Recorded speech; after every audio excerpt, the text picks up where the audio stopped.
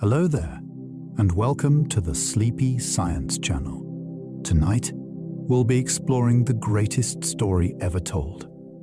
The timeline of our universe is one of science's greatest discoveries.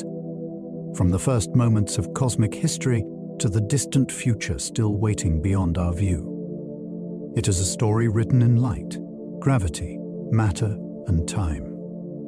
The universe is not a still place. It grows, it changes, it builds stars and shapes galaxies, and it turns simple ingredients into worlds that can host the miracle of life. Some parts of this story are measured with astonishing precision. Others remain among the deepest mysteries in science. As we travel through it, we will follow the rise of structure from the earliest universe into the vast cosmic web we see today. We will meet forces that bend light, objects that warp time, and questions that we might never answer. If you enjoy these curious journeys, I invite you to like, subscribe, or share a thought below. It helps others find their way here too, one sleepy soul at a time. But for now, all you need to do is settle in. Let your shoulders relax and notice your eyes grow heavy. And as your mind begins to gently unwind, join me as we explore this cosmic story together. Let's begin. The universe began everywhere at once, not from one point. It is tempting to picture the beginning as a blast in empty space, like a spark appearing in a dark room. But that picture misses the deeper mystery. There was no empty room waiting around it. According to modern cosmology, the beginning happened throughout space itself, because space was part of what was unfolding. Every region we can observe today was once packed into an incredibly hot, dense state, and every direction carried the same early history. No telescope can look outward and find the birthplace as a special location. Wherever you are in the cosmos, the story begins with the same ancient expansion. This means the center is not hidden in some remote galaxy. It is not beyond the edge of our instruments. In a real sense, every place was once part of that first beginning. The ground beneath you, the air around you, and the farthest galaxy all share that same origin. Space itself is expanding, carrying galaxies away from one another. When astronomers say the cosmos is expanding, they do not simply mean galaxies are flying through a fixed emptiness. The deeper idea is stranger. The distance between distant galaxies is increasing because the fabric between them is stretching. A galaxy can sit almost calmly within its own neighborhood, yet over immense distances, the space separating it from another galaxy grows larger with time. This is why faraway galaxies appear to recede from us, and why the most distant ones seem to move away fastest. Their motion is not like shrapnel from an explosion. It is more like the scale of the universe changing beneath everything. Light traveling across this growing space is stretched along the way, shifting toward redder wavelengths before it reaches us. That stretched light is one of the great clues that revealed cosmic expansion. The universe is not a stage where events happen. The stage itself is changing as the story continues. The oldest light in existence still fills the sky today. Long before there were stars, the universe glowed with trapped radiation. Light existed, but it could not travel freely because charged particles kept scattering it again and again. Then the cosmos cooled enough for electrons and nuclei to join into atoms. Suddenly, space became transparent, and light began moving almost unhindered across the growing universe. That ancient glow is still here, arriving from every direction as a faint microwave signal. It is not visible to our eyes, but radio telescopes can detect it with remarkable precision. This radiation gives scientists a baby picture of the universe from an age before galaxies had formed. Tiny differences in its temperature reveal where matter was slightly denser, and those slight differences later grew into enormous structures. It is astonishing to think that the sky is filled with a fossil glow older than every star we can see. We are surrounded by the afterglow of cosmic childhood. Nearly everything in the universe is invisible to our telescopes. The stars, planets, gas clouds, and glowing galaxies we observe are only a small fraction of what seems to exist. Most of the cosmic budget is hidden from direct sight. One part is dark matter, which does not shine or absorb light in any ordinary way, but reveals itself through gravity. Without it, galaxies would not spin the way they do, and galaxy clusters would not hold together as strongly as they do. Another even larger part is dark energy, a name for the unknown influence that appears to be speeding up cosmic expansion. Together, these unseen components dominate the large-scale behavior of the universe. This does not mean they are imaginary. It means their presence is inferred from effects that ordinary matter cannot explain. The humbling truth is that astronomy has mapped breathtaking beauty across the sky, yet most of reality remains hidden. What we see is only the illuminated surface of a much deeper puzzle. Every atom in your body was forged by ancient stars. The early cosmos made mostly hydrogen and helium. That was not enough to build bones, blood, oceans, or living cells. The heavier ingredients had to be manufactured later inside stars and released through stellar death. Carbon formed in aging stars. Oxygen came from massive stars. Iron was produced in the final stages of stellar evolution and in explosive events. Even rarer elements needed extreme cosmic violence to appear. Over time, dying stars scattered these materials into surrounding space, enriching clouds of gas that later collapsed into new stars and planets. Our solar system formed from such recycled material. This means the chemistry inside you has passed through older chapters of cosmic history. The calcium in your teeth, the iron in your blood, and the carbon in your cells are not merely earthly substances. They are ancient stellar products, assembled by physics long before Earth existed, then gathered into a living body capable of wondering about its own origin. Black holes can slow time near their edges. Near a black hole, gravity becomes so intense that it changes the pace of time itself. This is not just a metaphor or a science fiction trick. It follows from general relativity, which shows that gravity and time are woven together. To an observer far away, a clock lowered toward the boundary of a black hole would appear to tick more slowly. The closer it came to that boundary, the stronger the effect would become. For the falling clock, time would still feel normal locally, because everything nearby would slow together from its own point of view. This difference between observers is one of the strangest features of the universe. It means time is not a universal rhythm beating the same everywhere. It bends according to gravity, motion, and position. Around black holes, that truth becomes dramatic.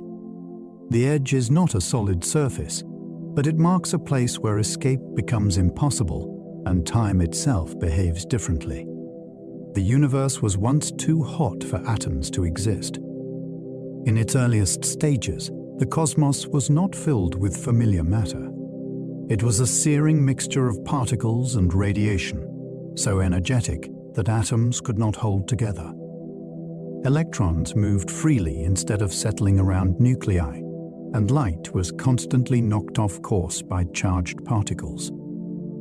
Matter was not arranged into stars, planets, dust, or chemistry. It was more like a brilliant, dense plasma, ruled by heat and rapid interactions. Only after the universe expanded did its temperature fall enough for stable atoms to form. That cooling changed everything. With electrons finely bound to nuclei, light could stream across space, and gravity could begin shaping matter more effectively into future structures. The world we know depends on that transition. Without atoms, there are no molecules. Without molecules, there are no rocks, oceans, atmospheres, or cells. The familiar universe emerged only after the cosmos became cool enough for matter to take its first lasting forms. Galaxies are still growing by swallowing smaller galaxies. A galaxy may look peaceful in a telescope, but its history is often built from capture and disruption.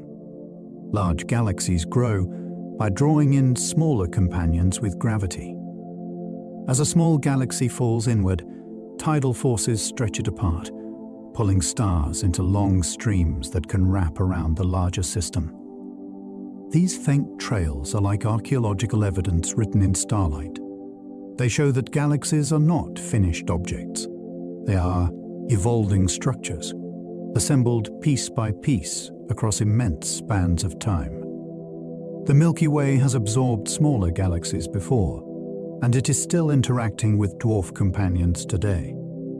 This growth does not usually happen like a sudden collision between stars. Space inside galaxies is so vast that individual stars rarely crash. Instead, gravity rearranges orbits, reshapes gas, and changes the structure of the whole system. A galaxy is not only a collection of stars. It is a record of everything it has gathered.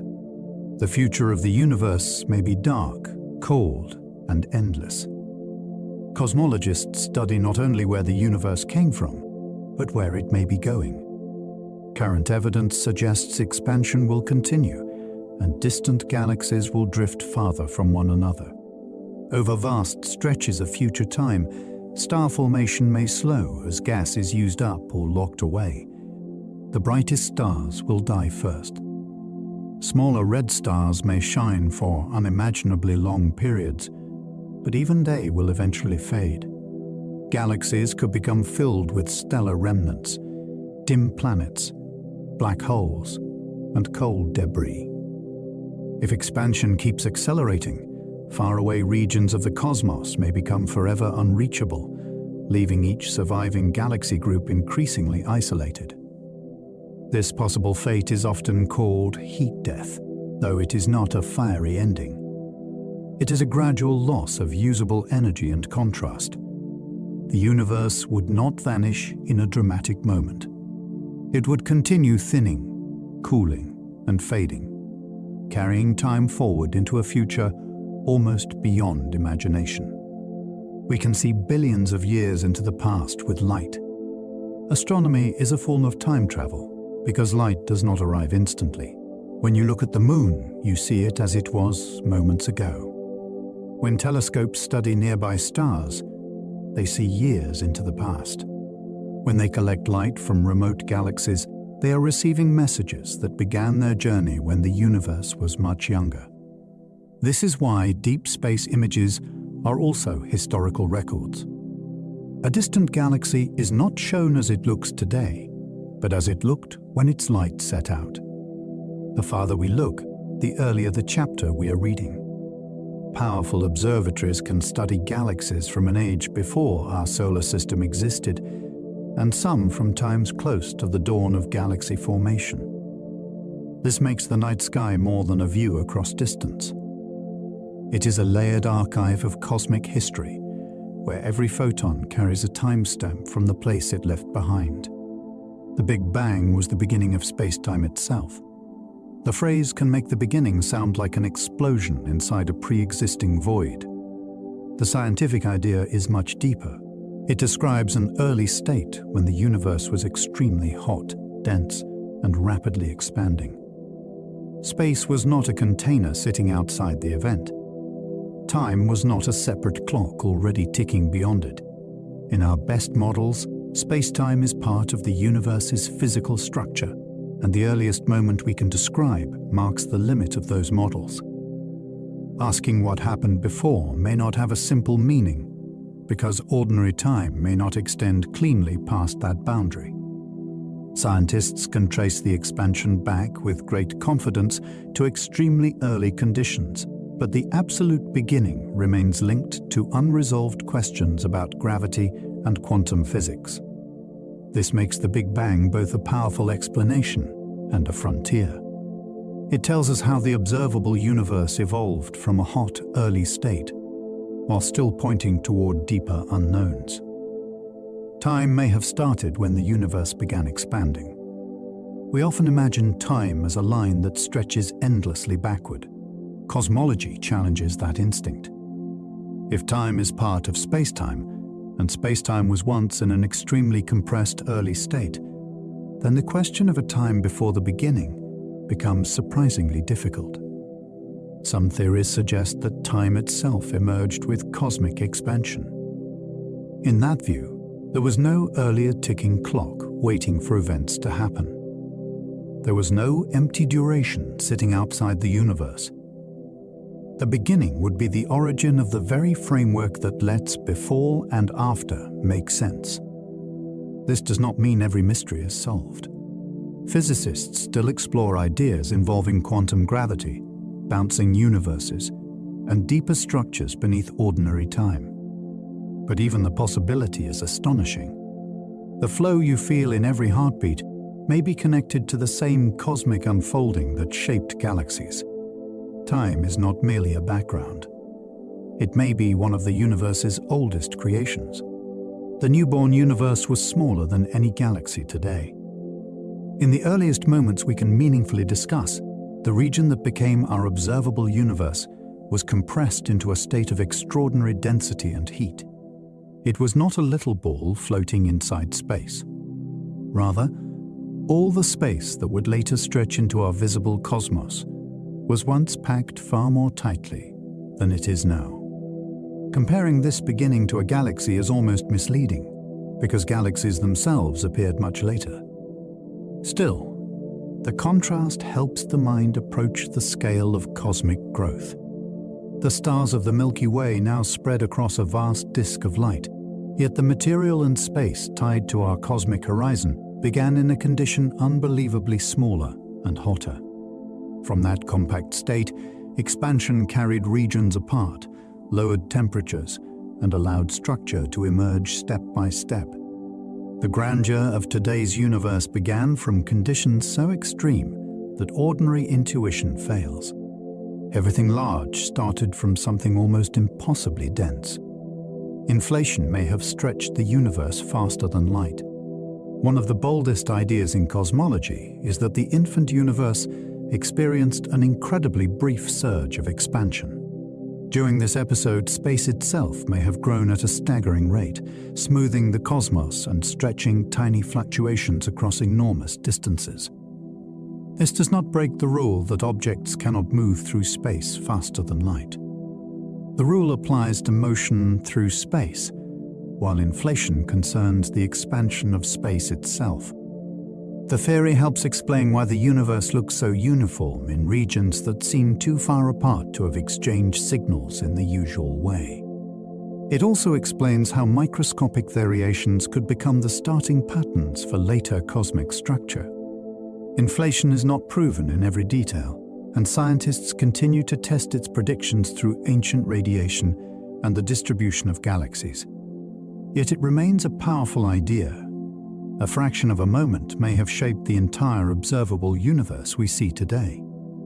Tiny quantum ripples became the seeds of galaxy clusters. At the smallest scales, the early universe was not perfectly smooth. Quantum physics suggests that tiny fluctuations were always present, slight differences in density and energy, but appeared in the earliest conditions. By themselves, they were unimaginably small. But as the universe expanded, these tiny variations were stretched to cosmic scales.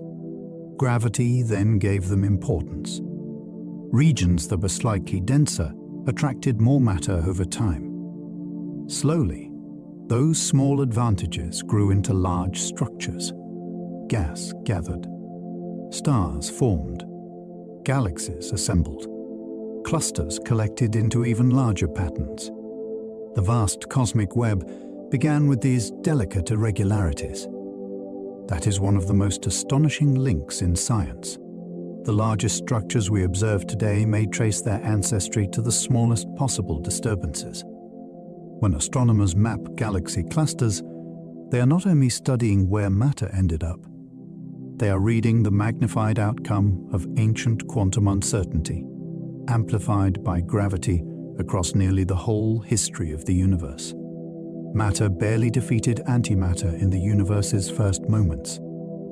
The early cosmos likely produced matter and antimatter in almost equal amounts. When the two meet, they annihilate, releasing energy.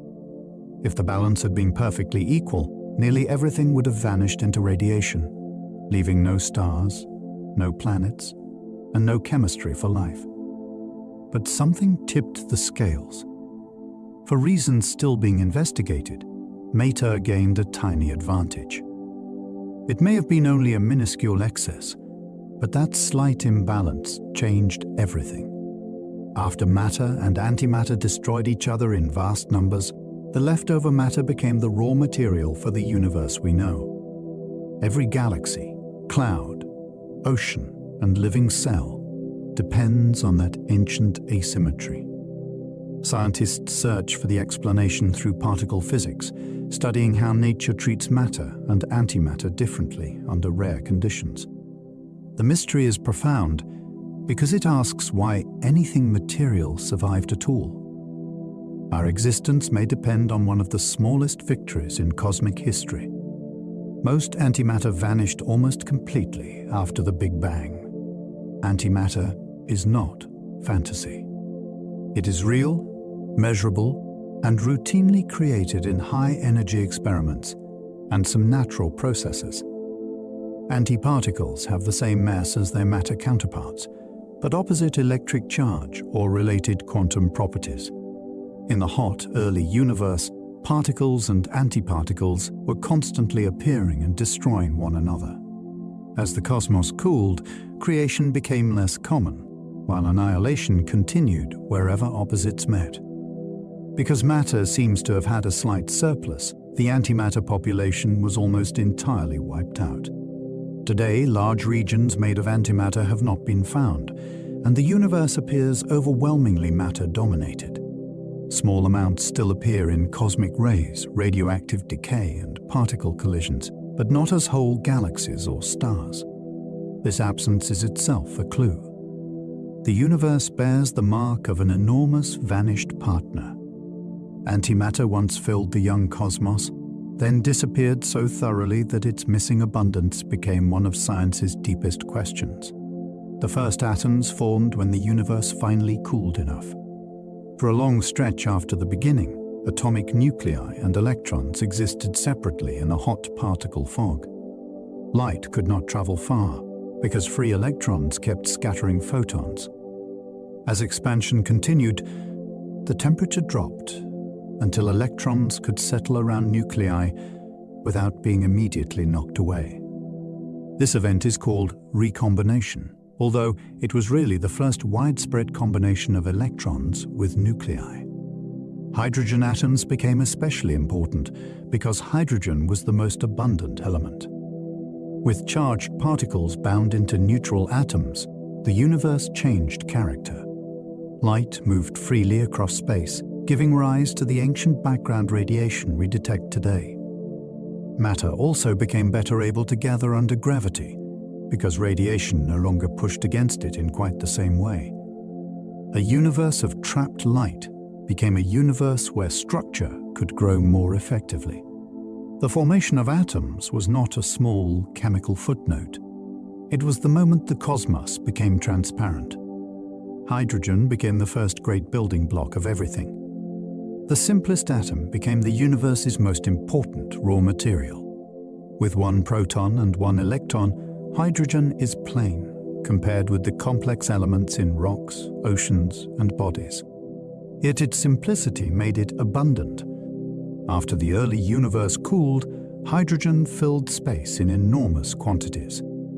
Gravity pulled it into clouds, and those clouds later became the nurseries of the first stars. Inside stellar cores, hydrogen nuclei fused together, releasing energy and creating the light that transformed the cosmos.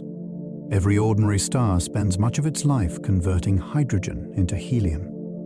This process powers starlight, drives stellar evolution, and begins the chain that eventually produces heavier elements. Without hydrogen, the universe would have no long-lasting stellar engines. There would be no warm planets orbiting stable suns, and no later chemistry enriched by generations of stars. The most common atom is also the first great fuel of cosmic history. Helium formed before the first stars ever began shining. Most people think of elements as products of stars, and for many elements, that is true. But helium has an older source. In the first minutes of cosmic history, the universe was hot and dense enough for nuclear reactions to occur outside stars. Protons and neutrons combined into light atomic nuclei, producing large amounts of helium along with small traces of other light elements. This process is called Big Bang nuclear synthesis. It ended quickly as expansion lowered the temperature and density, leaving behind a universe dominated by hydrogen with a significant share of helium. Later, stars inherited this starting mixture. When the first stellar cores ignited, they were not creating helium from nothing in an empty chemical landscape. They were building on a primordial supply already present throughout space. This early helium is one of the great pieces of evidence for the hot early universe, because its predicted abundance matches what astronomers observe across the cosmos. The early universe had no planets, dust, or starlight. For a long time after the first atoms formed, the cosmos was missing almost everything we now associate with space. There were no rocky worlds, no glowing suns, and no drifting clouds of cosmic dust. The universe was mostly a vast spread of hydrogen and helium, cooling slowly as it expanded. It had the raw material for future wonders, but none of the structures had appeared yet. Gravity was already at work, pulling slightly denser regions inward, but the process took time. Gas had to gather, compress, heat, and collapse before the first stars could ignite. Until then, space held potential rather than spectacle. This is one of the most powerful ideas in cosmology. The universe did not begin already rich and beautiful. It had to make its own complexity. Every planet, every crystal, every living cell came later, after gravity patiently turned simple gas into the first engines of light. Darkness filled space before the first stars switched on. After the ancient background light was released, the universe entered an era sometimes called the Cosmic Dark Ages. There was matter everywhere, but nothing yet shone like a star. Space was transparent, but it was not lit by galaxies or suns. Hydrogen gas drifted through the expanding cosmos, and faint density differences slowly deepened under gravity. In that long interval, the universe was becoming ready. Invisible regions of gas were gathering into larger clouds, building pressure in their centers, and moving toward the moment when nuclear fusion could begin. Then, at last, the first true stellar fires appeared. That transition was one of the great turning points in cosmic history. Light returned, not as leftover radiation from the beginning, but as fresh energy made inside stars. The first starlight began altering the gas around it, breaking atoms apart and changing the universe's chemistry. Darkness was not empty. It was the pause before cosmic structure began to shine. The first stars may have been gigantic and short-lived. The earliest stars formed from almost pure hydrogen and helium, with almost none of the heavier elements that help gas cool today. Because cooling was less efficient, those first clouds may have collapsed into very massive stars. Some could have been far larger than most stars now forming in the modern universe. Their lives would have been fierce and brief. Massive stars burn through fuel quickly because their cores are under enormous pressure and run nuclear reactions at a furious pace. A star like the Sun can shine for billions of years, but the first giants may have lasted only a few million years. In that short time, they changed everything around them. Their radiation transformed nearby gas, and their deaths may have produced the first waves of heavier elements. We have not directly observed a pristine first star yet, but their fingerprints may be hidden in ancient gas clouds and the oldest surviving stars. Ancient stars changed the universe by creating heavier elements. At first, the cosmos had only a very small chemical vocabulary. Hydrogen and helium dominated almost completely, with only traces of a few light elements. Stars expanded that vocabulary. In their cores, pressure and heat forced nuclei together, building new elements from simpler ones. This process did not happen all at once. Each generation of stars added something to the mixture. Some stars made carbon and nitrogen during long phases of internal burning. More massive ones created elements such as silicon and sulfur before they died. Once these materials were released, later stars and planets formed from richer clouds. This is why astronomers call elements heavier than helium metals, even when they are not metals in everyday speech. To them, those ingredients measure how much stellar history has gone before. The universe became chemically interesting through the lives and deaths of stars. Without those early forges, space would have remained too simple for rocky worlds to exist. Supernova seeded space with the ingredients for rocky worlds. A massive star's death can be one of the most productive events in nature. When its core collapses, the outer layers blast outward at tremendous speed, carrying newly made elements into surrounding space. This explosion does not merely destroy. It enriches the galaxy. Oxygen, magnesium, silicon, calcium, and many other ingredients can be hurled into interstellar clouds, where they mix with older gas. Later, those clouds may collapse into new star systems. The dust grains that help build planets often contain material that passed through these violent endings. A rocky world is therefore not just assembled from calm cosmic leftovers. It can be made from the scattered remains of stars that died catastrophically. Earth's crust, mountains, and minerals all belong to a chain that includes such explosions. Supernovae are frightening in scale, yet they are also creative. They turn stellar interiors into future geology, making solid planets possible across the galaxy. Gold was likely forged in colliding neutron stars. For a long time, scientists knew that precious heavy elements needed extreme conditions, but the exact cosmic birthplace of many of them remained uncertain. Then, astronomers observed the aftermath of a neutron star merger, and the evidence became spectacular. When two of these ultra-dense remnants spiral together, they tear matter loose under conditions unlike almost anything else in the universe. In that debris, atomic nuclei can capture neutrons rapidly, building very heavy elements before the material settles into stability. This process can create gold, platinum, and other rare substances. The event also produces a glow called a kilonova, which carries signatures of freshly made heavy elements. Think of what that means. A ring, a circuit, or a tiny fleck of gold may contain atoms born in the collision of dead stars. Something valued for its beauty on Earth may have begun in one of the most violent mergers the cosmos can produce.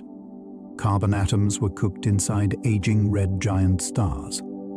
Carbon is central to life because it bonds in flexible, complex ways, but it did not exist in abundance at the beginning. One important source is the interior of aging stars that have swollen into red giants.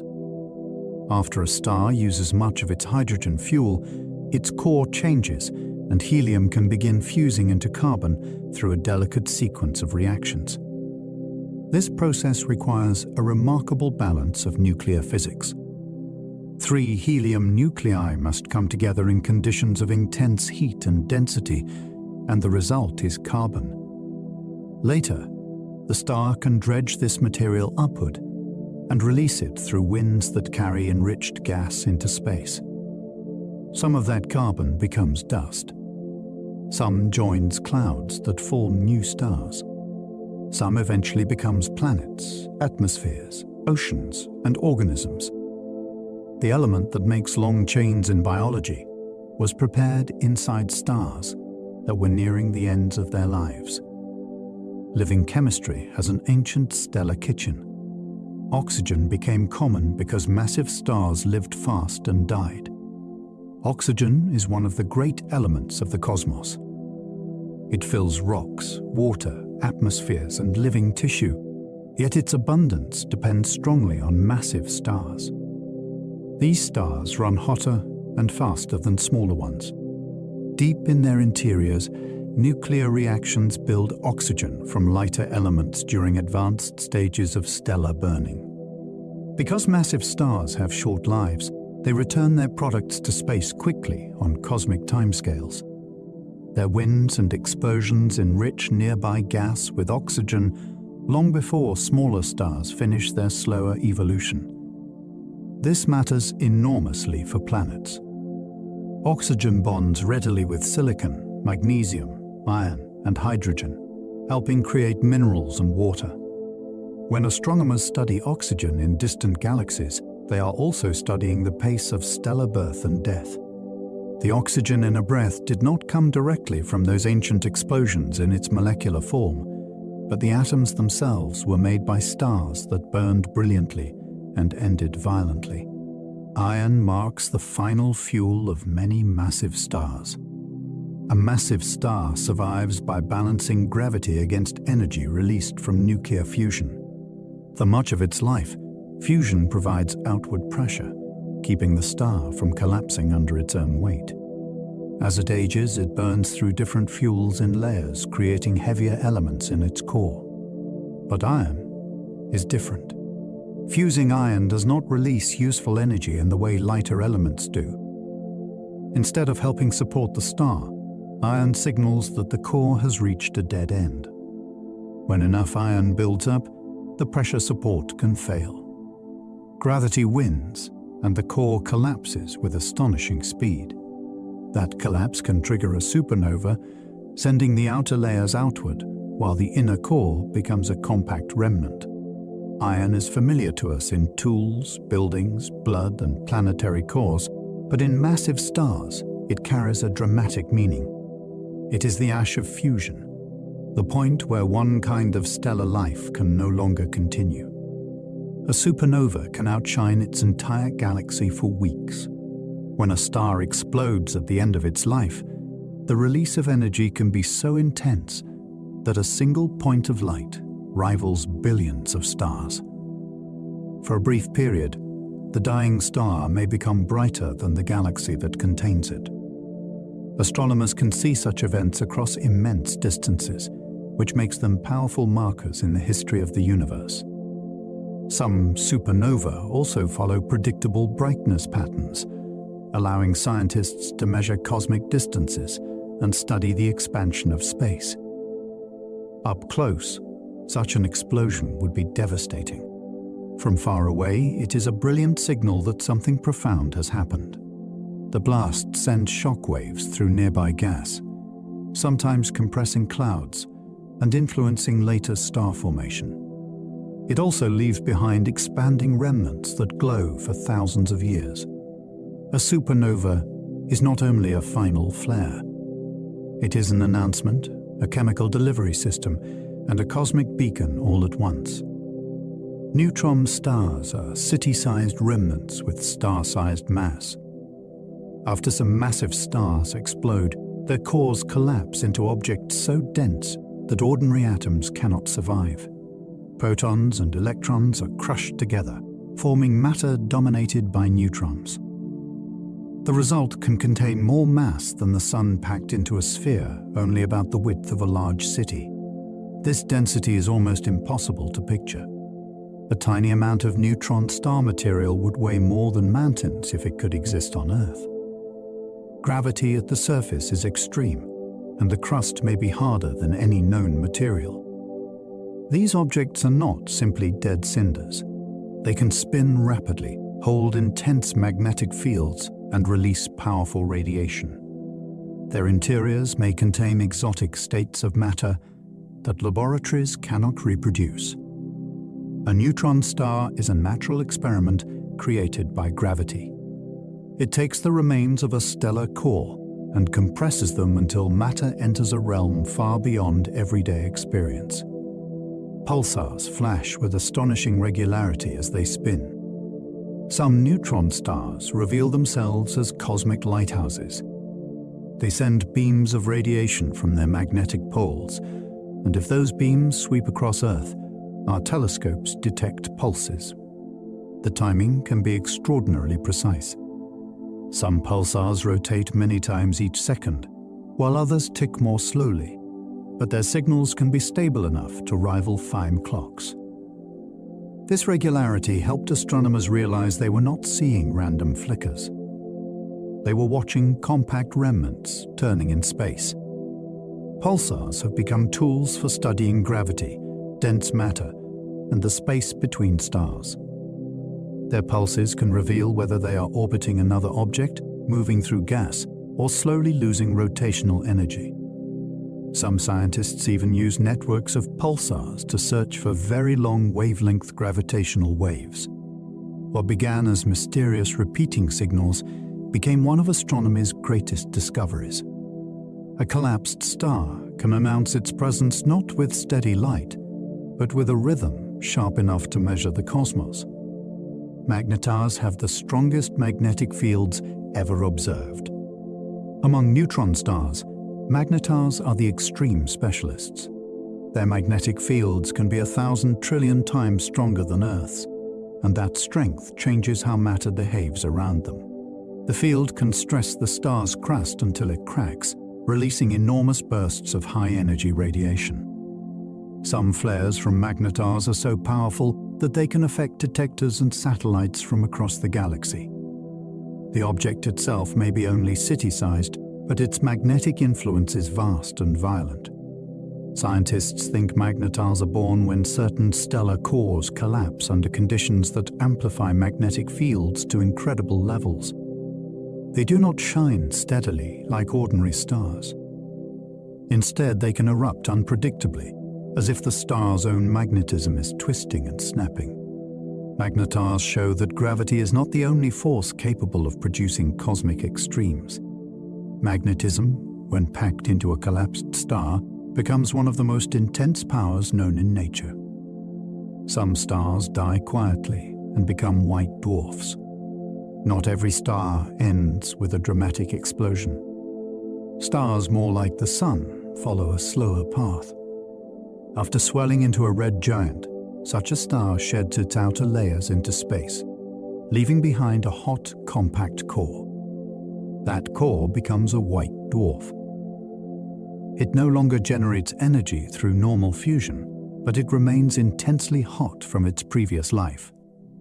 Over time, it cools gradually, shining with stored heat.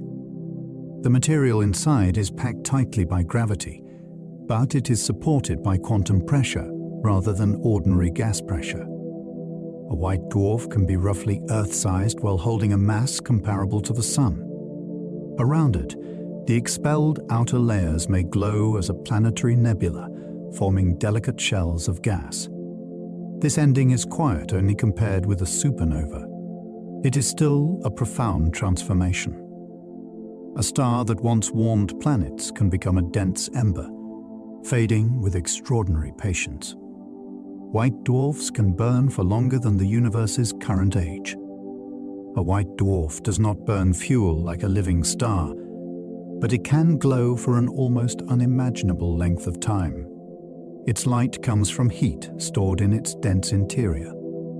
Because it is small and compact, it loses that heat slowly. The universe is not old enough for any white dwarf to have cooled completely into the theoretical state called a black dwarf. Everyone we observe is still somewhere along that immense cooling path. This makes white dwarfs useful cosmic clocks. By studying their temperatures and brightness, astronomers can estimate the ages of star populations. In the distant future, after many brighter stars have died, white dwarfs may become some of the last faint lights in aging galaxies. They are reminders that stellar death is not always quick. Sometimes it is a cooling process so slow that the universe has not yet had enough time to finish even the first examples. Brown dwarfs are failed stars that never truly ignited. Between the smallest stars and the largest planets lies a strange class of object.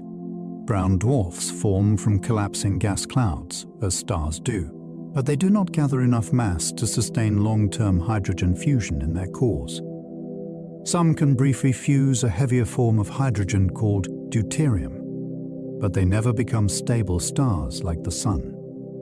They glow faintly with leftover heat, cooling over time until they become harder to detect. Their atmospheres can contain clouds, storms, and molecules more familiar from giant planets than stars. Yet they form like stars, often alone in space or in wide orbits around other stars. Brown dwarfs blur categories that once seemed simple. They are not planets in the usual sense, and they are not full stars either. They occupy the cosmic borderland between ignition and failure. In them, nature shows that star formation can almost succeed, then settle into a long, dim afterlife. Red dwarf stars may shine for trillions of years. The smallest true stars are also the most enduring. Red dwarfs burn their hydrogen fuel slowly and efficiently with modest temperatures and faint light. Because they use their fuel at such a careful pace, they can last far longer than stars like the Sun. Some may remain active for trillions of years, which is far beyond the current age of the universe. This means no red dwarf has yet lived out its full natural lifespan. They are common too, making up a large share of the galaxy's stellar population. Around them, planets may be abundant, although conditions can be complicated by stellar flares and close orbits. In the far future, when larger stars have vanished, red dwarfs may still be shining. They could become the long-lasting hearths of an older cosmos. Their quiet persistence changes our sense of time. The universe we know is still young compared with the lives of its smallest stars.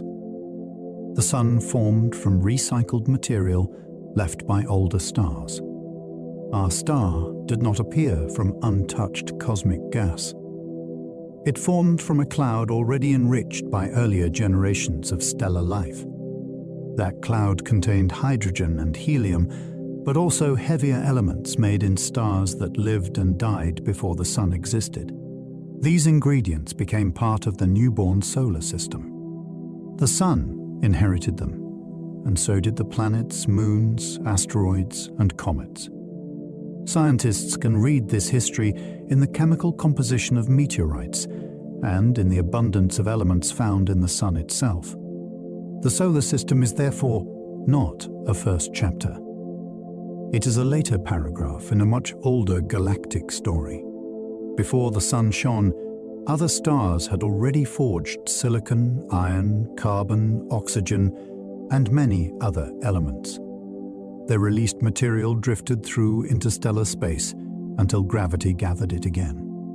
Our daylight comes from a star born out of cosmic recycling, carrying the memory of vanished suns. Our solar system was born inside a spinning disk. The Sun formed from a collapsing cloud of gas and dust. As the cloud shrank under gravity, its rotation became more important, and material flattened into a disk around the young star. This disk was the birthplace of the planets. Close to the Sun, temperatures were high, so metals and rocky minerals could condense while lighter ices were less stable. Farther out, colder conditions allowed more volatile materials to freeze and gather. Within the disk, dust grains collided, clumped, broke apart, and clumped again. Over time, larger bodies formed and swept up more material. The architecture of the solar system still carries traces of that original disk. The planets orbit in roughly the same plane because they formed within that flattened structure. It is a beautiful example of order emerging from collapse. A drifting cloud became a rotating nursery, and from that nursery came the Sun's family of worlds. Planets grew from dust grains sticking together in darkness. The first steps of planet formation were astonishingly small. Tiny particles in the young solar disk met one another, sometimes bouncing away and sometimes sticking through weak forces. These dust grains became larger clumps. The clumps became pebbles, then boulders, then planetesimals large enough for gravity to matter strongly. Once gravity took over, growth could accelerate. Larger bodies attracted more material, while collisions became powerful enough to reshape or even melt young worlds. This process was messy, not smooth. Many early objects were destroyed. Others merged. Some were thrown into new orbits or lost completely. Yet from this restless environment, planets emerged. It is remarkable to think that Earth began through countless tiny acts of assembly in a dark disk around a young star. There was no blueprint, no single moment when dust became destiny. There was accumulation, impact, heating, and survival. A planet began as grains too small to notice.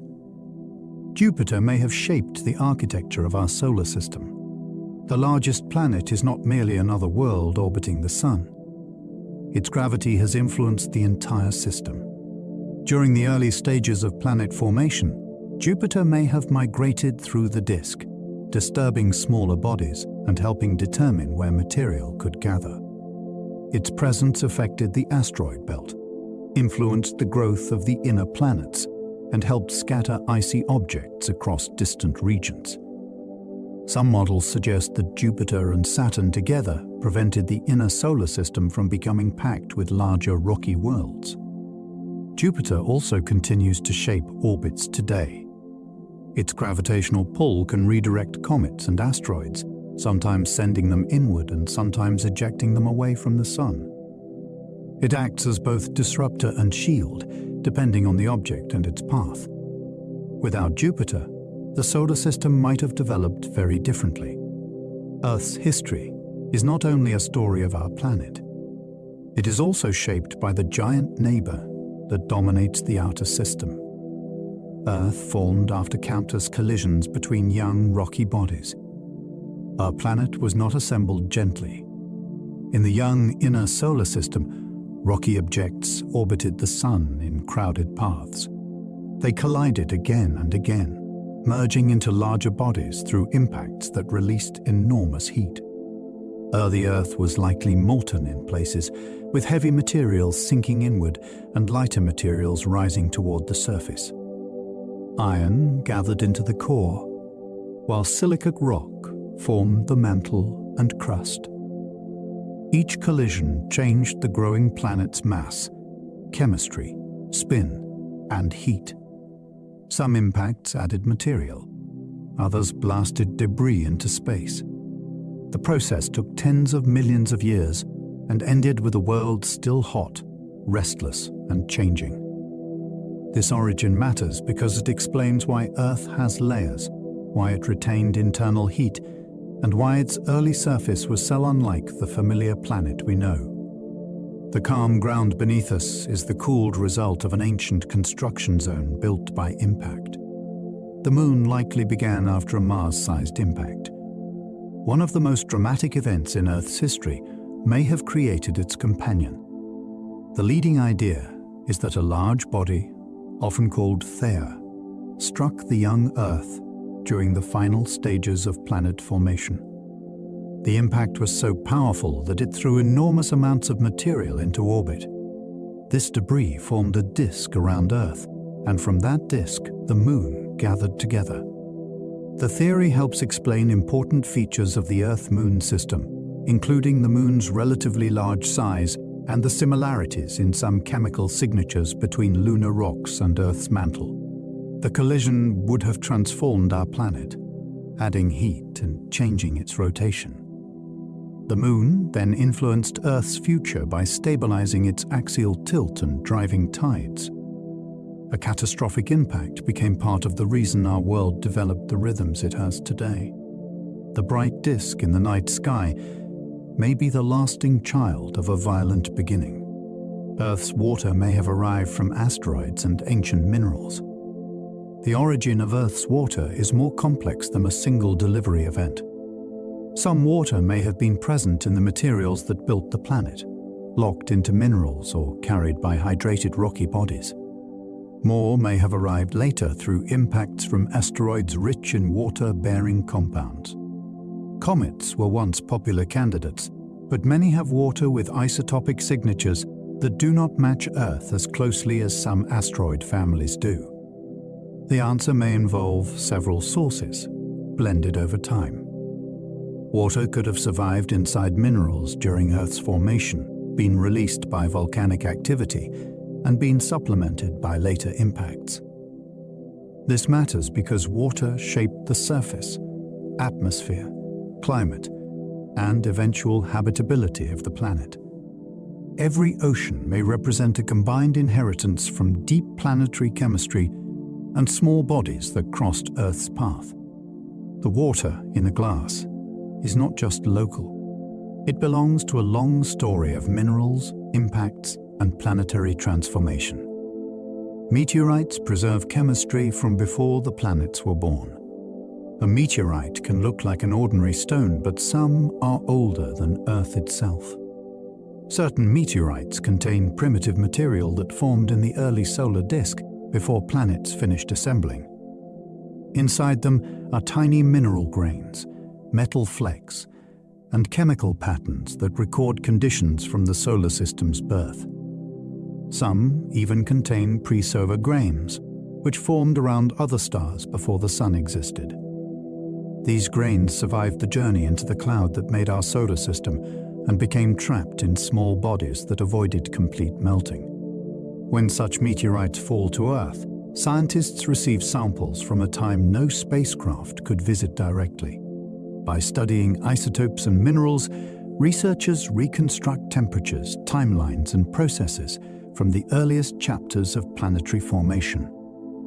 A meteorite is not just debris. It is a physical archive. Held in the hand, it may contain matter older than the Sun, and clues from before Earth had a name. Comets carry frozen records of the solar system's youth. Far from the Sun, icy bodies preserved materials that were too volatile to survive in hotter regions. Comets are among these ancient keepers. They contain mixtures of ice, dust, organic molecules, and rocky grains, often stored for billions of years in cold outer reservoirs. When a comet travels inward, sunlight warms its surface, and gas escapes into space, carrying dust with it. This creates the glowing coma and tail that make comets so striking from Earth. But their beauty is only part of their importance. Their composition gives scientists clues about the early solar disk and the conditions where icy objects formed. Space missions have visited comets, tasted their gases, and photographed their dark surfaces in remarkable detail. These objects are not dirty snowballs in any simple sense. They are layered remnants from the Sun's youth, preserving fragile chemistry that helps reveal how planets and smaller bodies formed. The asteroid belt never became a planet. Between Mars and Jupiter lies a broad region filled with rocky bodies, but it is not the wreckage of one exploded world. The total mass of the asteroid belt is far too small for that story, and its objects show varied compositions rather than pieces of a single planet. Instead, the belt is a leftover zone where planet formation never fully succeeded. Jupiter's gravity played a major role, stirring up orbits and preventing material from gathering into one stable planet. Collisions continued, but they often broke bodies apart rather than building them into something larger. Today, the belt contains asteroids of many sizes, from dwarf planet series to small fragments and rubble piles. It is a museum of incomplete assembly. Some asteroids are metallic, others rocky, and others rich in carbon compounds. Together, they preserve pieces of the early solar system that escaped being absorbed into planets. Their unfinished nature makes them scientifically priceless. Neptune's gravity helps sculpt the distant Kuiper belt. Beyond Neptune lies a vast region of icy bodies orbiting in the cold outskirts of the solar system. Their paths are not random. Neptune's gravity has shaped many of them over billions of years. Some objects are locked into orbital resonances, which means they complete their paths around the Sun in patterns tied to Neptune's orbit. Pluto is a famous example of this kind of relationship. These resonances can protect objects from close encounters while still revealing Neptune's influence. The planet may also have migrated outward early in solar system history, disturbing icy bodies and scattering many into new orbits. This helped create the structure we see today. The Kuiper belt is therefore not just a distant storage zone. It is a region marked by gravitational history. By studying the orbits of its objects, scientists can reconstruct how the giant planets moved long ago. Neptune is far away, but its reach is written across the frozen edge. Pluto belongs to a vast family of icy worlds. For much of the 20th century, Pluto seemed like a strange little planet on its own. Then astronomers began discovering many other icy bodies beyond Neptune, and Pluto's true context became clearer. It is one member of the Kuiper belt, a region filled with frozen worlds, fragments, and dwarf planets. Some of these objects have moons. Some have reddish surfaces shaped by complex chemistry. Some follow tilted or elongated orbits that hint at a turbulent early history. Pluto remains remarkable, especially after spacecraft revealed mountains of water ice, plains of nitrogen ice, and signs of active surface processes. But it is no longer alone in our imagination. It belongs to a population that changed how scientists define the outer solar system. Its reclassification was not a demotion in wonder. It was a promotion into a richer story. Pluto became the gateway to a whole frontier of small worlds beyond the classical planets. The Oort cloud may surround the Sun with ancient comets. Far beyond the planets and the Kuiper belt, astronomers think the solar system is enclosed by a vast, distant reservoir of icy bodies. This region has not been observed directly because its objects are too small, too cold, and too spread out. Its existence is inferred from long-period comets that fall inward from all directions, as if they began in a great spherical shell around the Sun. These comets may have formed closer to the giant planets before gravitational encounters scattered them far outward. There, they drift on enormous orbits that can take millions of years to complete.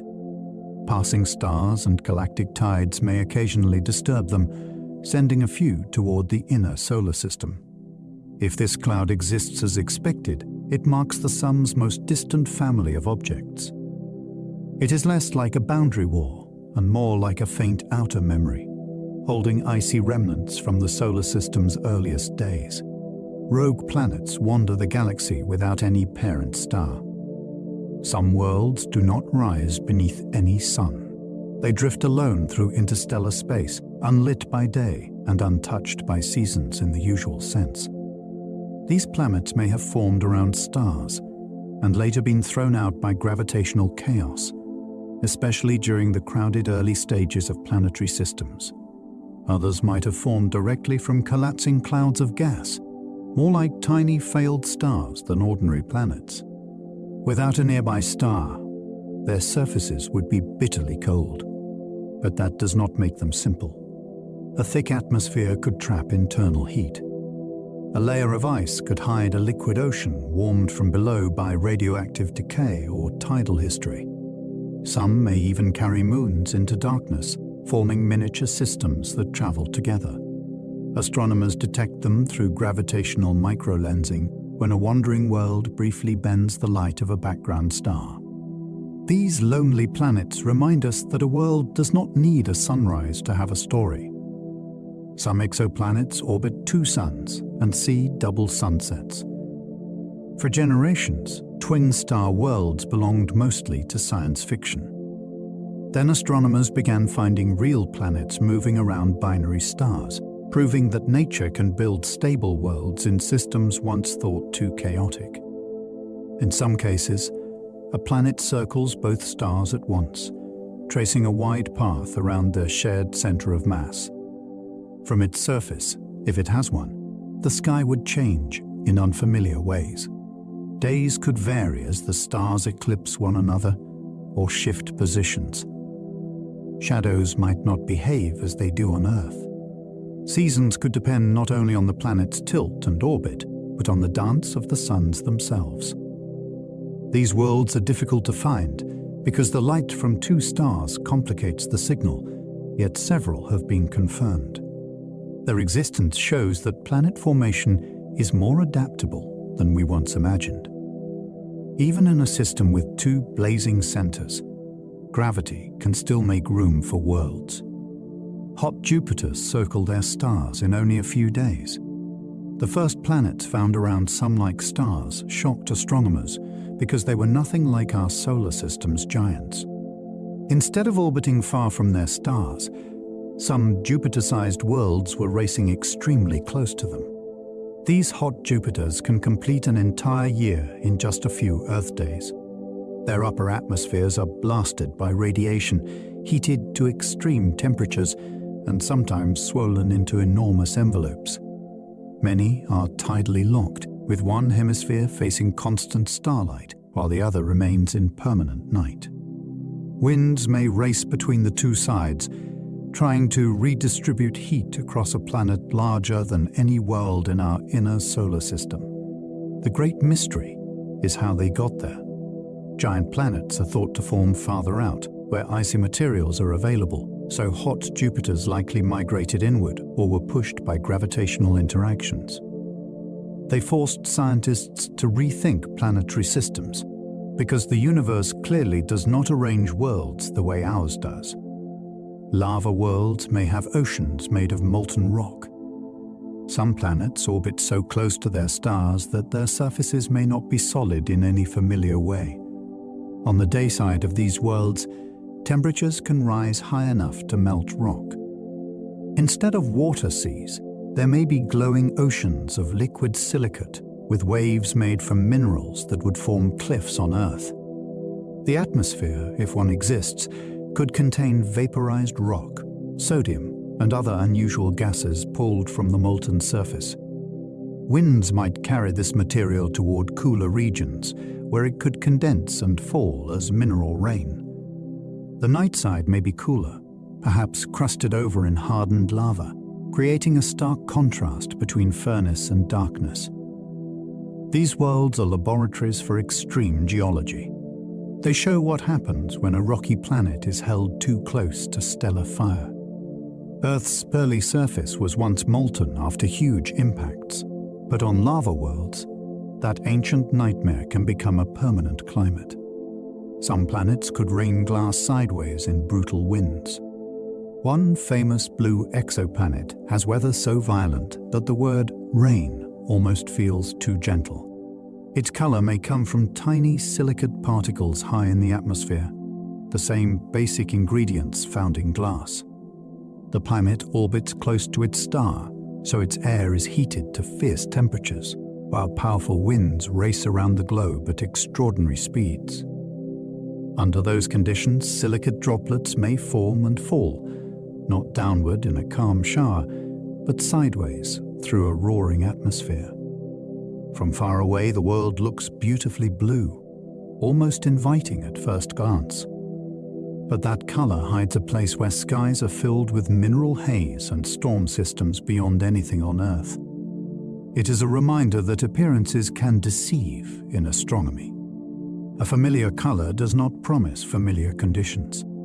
Across the galaxy, nature has made worlds where weather is not water cycling through air, but molten minerals driven through alien skies. Ocean worlds may hide global seas beneath icy crusts. Some of the most promising places to search for life may not look habitable at first. They may be frozen on the outside, with surfaces of hard ice, far from the warmth of any star. Yet beneath that shell, a deep liquid ocean can survive if internal heat keeps the water from freezing completely. In our own solar system, moons such as Europa and Enceladus have made this idea feel very real. Their oceans may be warmed by tidal flexing, as gravity kneads their interiors during orbit. Cracks, plumes, and surface patterns hint at hidden movement below. Around other stars, similar worlds may be common. An icy crust can act like a shield, protecting water from radiation and preserving a stable environment beneath. If chemistry, energy, and liquid water meet there, biology becomes an open question. These worlds suggest that life might not always need sunlight on the surface. It might begin in covered oceans. Diamond-rich planets could form around carbon-heavy stars. Not every planetary system begins with the same chemical balance. Around stars with more carbon relative to oxygen, the solid material available for building planets could be very different from the mix that made Earth. Instead of silicate rocks dominating, carbon compounds might become far more important. Under extreme pressure inside a large rocky planet, some of that carbon could be transformed into diamond.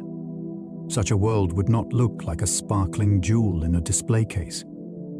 Its surface might be dark, hot, and crushed by heavy geology, while deep inside, vast layers of crystalline carbon could exist beyond reach.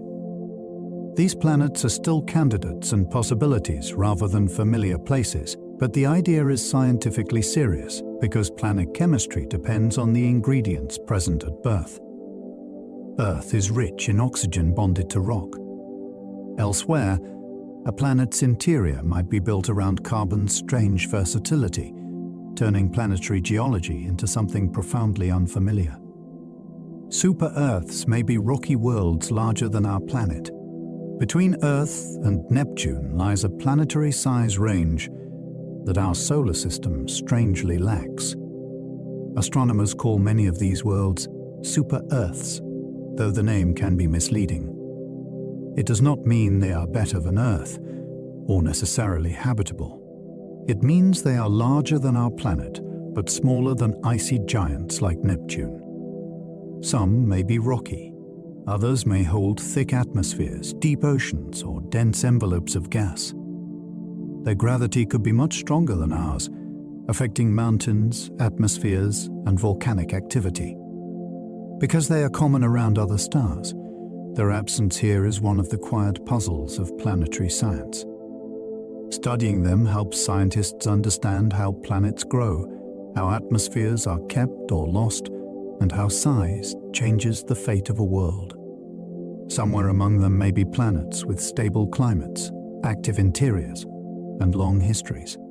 The galaxy may contain many Earth-like ingredients arranged on a larger scale.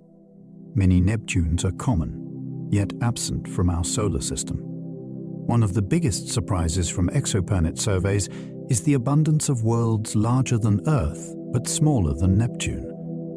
Many of these are called mini-Neptunes.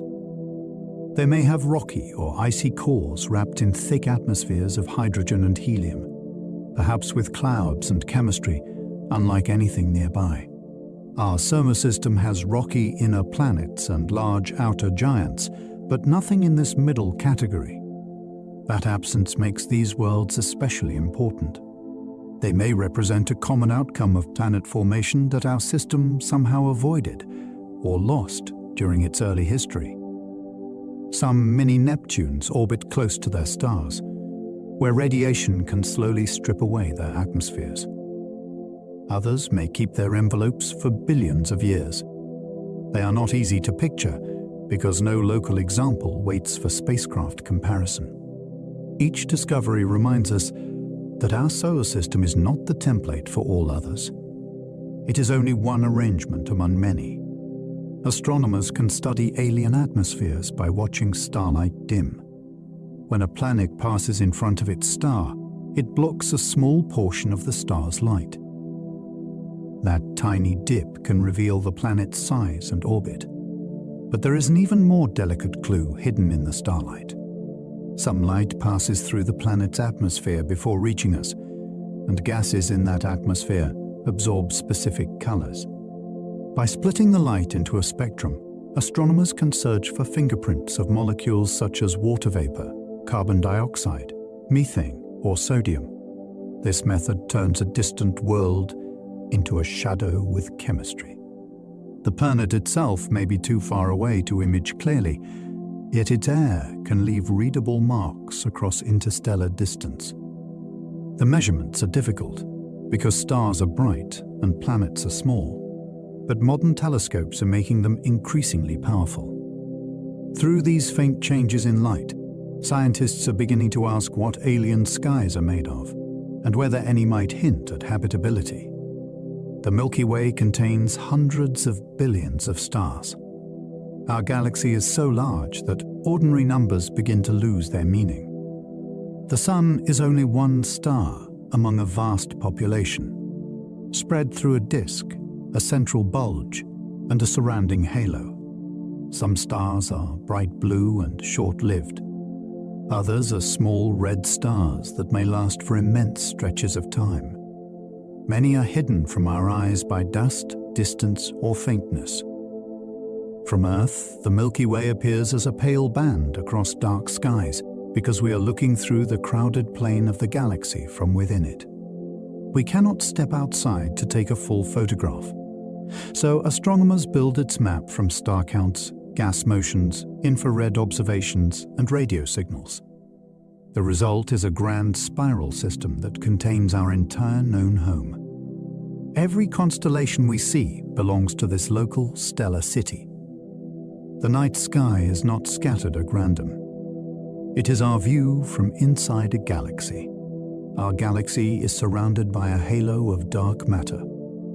The visible Milky Way is only part of the structure we live inside. Around the stars and gas is a much larger halo of unseen mass, inferred from the way gravity behaves. Stars in the outer galaxy move too quickly to be explained by visible matter alone. Dwarf galaxies orbiting the Milky Way also reveal the pull of something more extended. This dark matter halo may reach far beyond the bright disk, forming an enormous gravitational envelope. It does not glow, block light, or form ordinary atoms, at least as far as current evidence shows. Yet it shapes how the galaxy holds together and how it grew over time. Without this hidden framework, the Milky Way's structure would be difficult to explain. We live inside a luminous disk, embedded in a far larger, invisible architecture. The stars are the part we can admire, but the unseen halo may provide much of the galaxy's gravitational foundation. The Milky Way's center holds a supermassive black hole.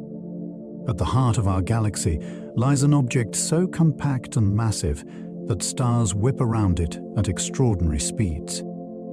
Astronomers tracked those stellar orbits for years and found that they circle something invisible, containing millions of solar masses in a very small region. This object is called Sagittarius, a star.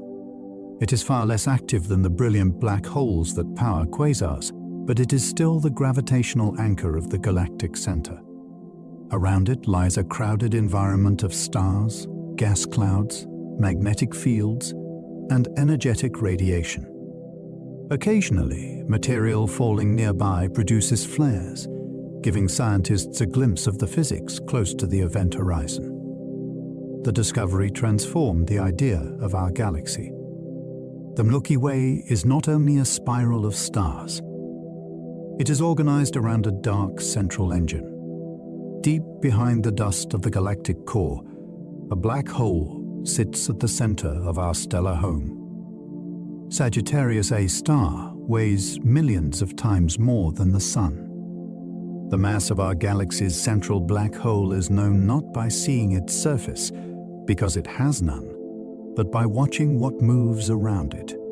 Stars near the galactic center follow tight, fast orbits, especially one famous star that loops close enough to reveal the central object's gravity with remarkable precision.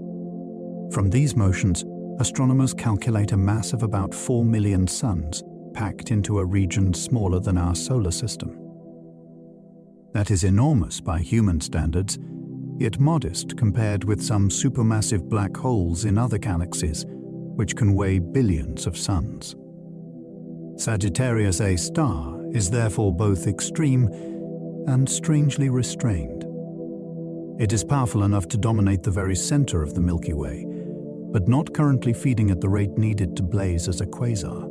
Its relative calm lets us study a supermassive black hole in our own cosmic neighborhood, close enough for details that distant galaxies cannot reveal. Stars orbit the galactic center at breathtaking speeds.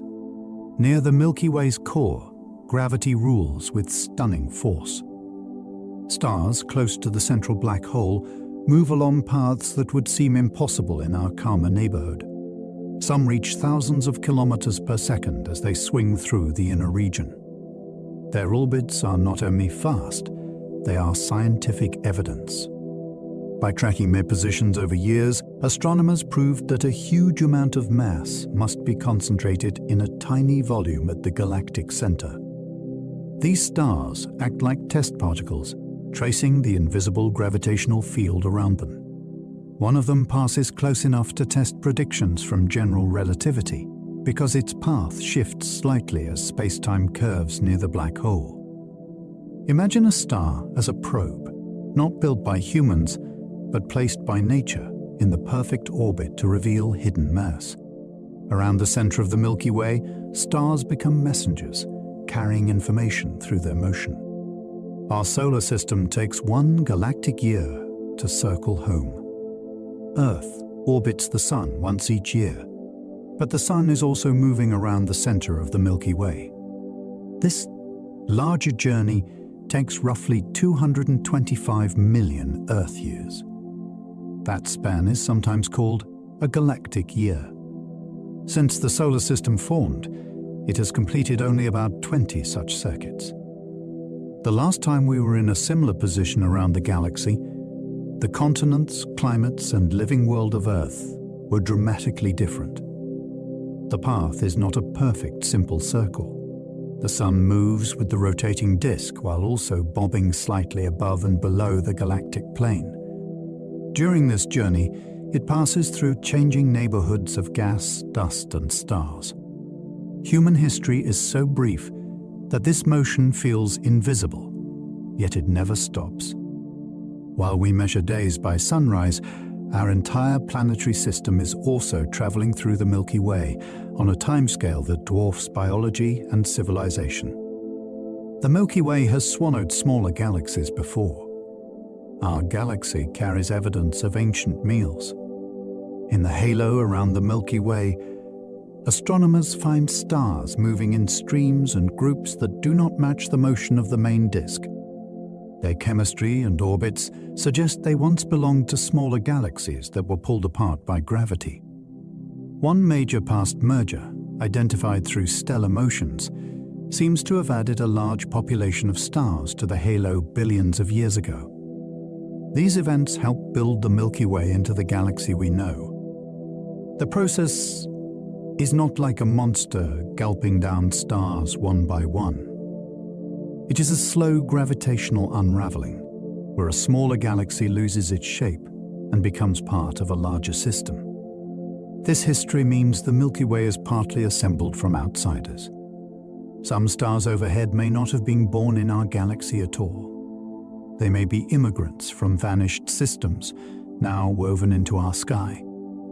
Stellar streams reveal galaxies that our Milky Way consumed. When a dwarf galaxy or star cluster falls into the Milky Way, it can be stretched by tidal forces into a long ribbon of stars.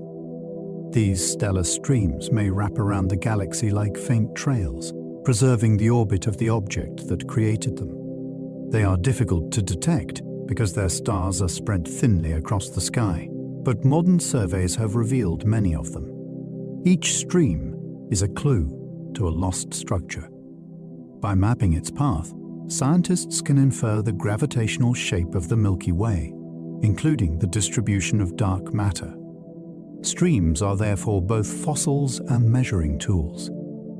They show where smaller systems were torn apart, and they help reveal the invisible mass through which they move. The sky may look fixed and serene, but hidden within it are the remains of gravitational encounters. Stellar streams are the handwriting of galactic history, drawn in stars. Andromeda is moving toward the Milky Way right now. Most distant galaxies are carried away from us by cosmic expansion, but nearby galaxies can be dominated by local gravity. Andromeda, the largest spiral galaxy in our local group, is one of them. It is approaching the Milky Way across intergalactic space. To our eyes, it appears as a faint smudge under dark skies, yet it contains roughly 1 trillion stars and spans a vast region. Measurements of its motion show that the two great galaxies are gravitationally bound and slowly drawing closer. This approach is not a sudden danger. The timescale is measured in billions of years. Still, it is extraordinary to know that the night sky contains another spiral system that is not simply passing by. It is part of our long future. While human lifetimes are brief, galaxies move according to deeper clocks. Andromeda's faint glow is both a neighboring island of stars and the beginning of an eventual transformation. The Milky Way and Andromeda will someday merge. In the distant future, the two largest galaxies of the local group are expected to combine. The event will unfold slowly, over billions of years, as gravity pulls them through repeated close passages. Their spiral forms will be distorted, stretched, and eventually blended into a new galaxy. Despite the enormous scale, individual stars are unlikely to collide because the spaces between them are so large. The real drama will happen through gravity, which will rearrange stellar orbits and stir vast clouds of gas. New star formation may occur where gas is compressed. The Sun, if it still exists in its late stages, could be sent into a new orbit far from its current path. This future merger reminds us that galaxies are not permanent sculptures. They are dynamic systems, shaped by encounters. The Milky Way's familiar form is temporary. One day, our home galaxy and its great neighbor may become a single larger system. Galaxy collisions rarely make individual stars crash together. It sounds impossible at first. Two galaxies can pass through each other, each containing hundreds of billions of stars, and almost none of those stars will physically collide. The reason is scale. Stars are large, but the distances between them are far larger. If stars were grains of sand, the gaps between them would be enormous. During a galactic encounter, gravity changes everything. Orbits shift. Spiral arms stretch. Gas clouds collide and compress. Star formation can flare up in bright regions, but the stars themselves mostly glide past one another through the vast emptiness. This makes galaxy collisions both violent and strangely spacious. The shapes of whole galaxies can be transformed while their individual stars survive direct impact. To a planet around one of those stars, the sky might change over immense time, growing richer with new patterns of light. The collision is real, but it is a gravitational dance more than a crowded crash. Elliptical galaxies can contain trillions of old stars. Not all galaxies have graceful spiral arms. Some are vast, smooth and rounded, with stars moving in many different directions rather than in a thin rotating disk. These are elliptical galaxies, and the largest of them are cosmic giants. They often contain older stars and relatively little cold gas compared with active spiral galaxies. Because new star formation needs cold gas, many ellipticals glow with the warmer colors of aging stellar populations, rather than the blue light of newborn massive stars. Some likely formed through mergers, where spiral galaxies lost their ordered disks and settled into broader, puffier structures. At the centers of large ellipticals, supermassive black holes can be enormous. These galaxies may sit in the hearts of galaxy clusters, surrounded by swarms of smaller companions.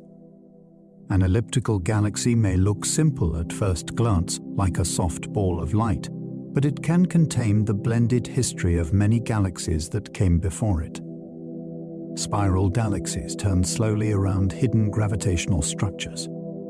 A spiral galaxy is one of the most recognizable shapes in the universe, but its beauty depends on forces we cannot fully see.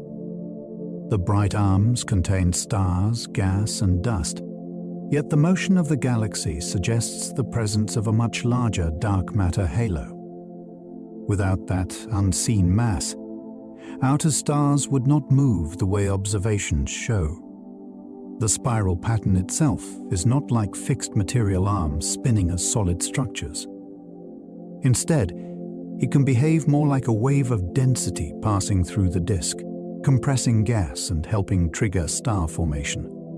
Young bright stars then outline parts of the pattern, making the arms shine. This means a spiral galaxy is both a visible design and a hidden gravitational system. What we admire in telescope images is the luminous trace of deeper dynamics. The galaxy turns, but not as a simple wheel. It is a vast rotating disk, guided by visible matter and invisible mass together. Dwarf galaxies help build larger galaxies over cosmic time. The universe grows from the small as well as the grand.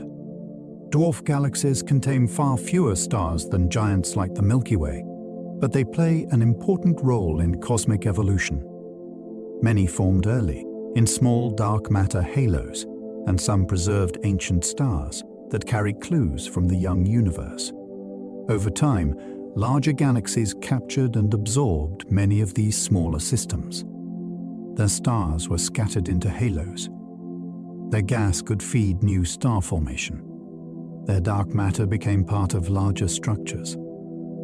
In this way, great galaxies are partly built from many modest beginnings.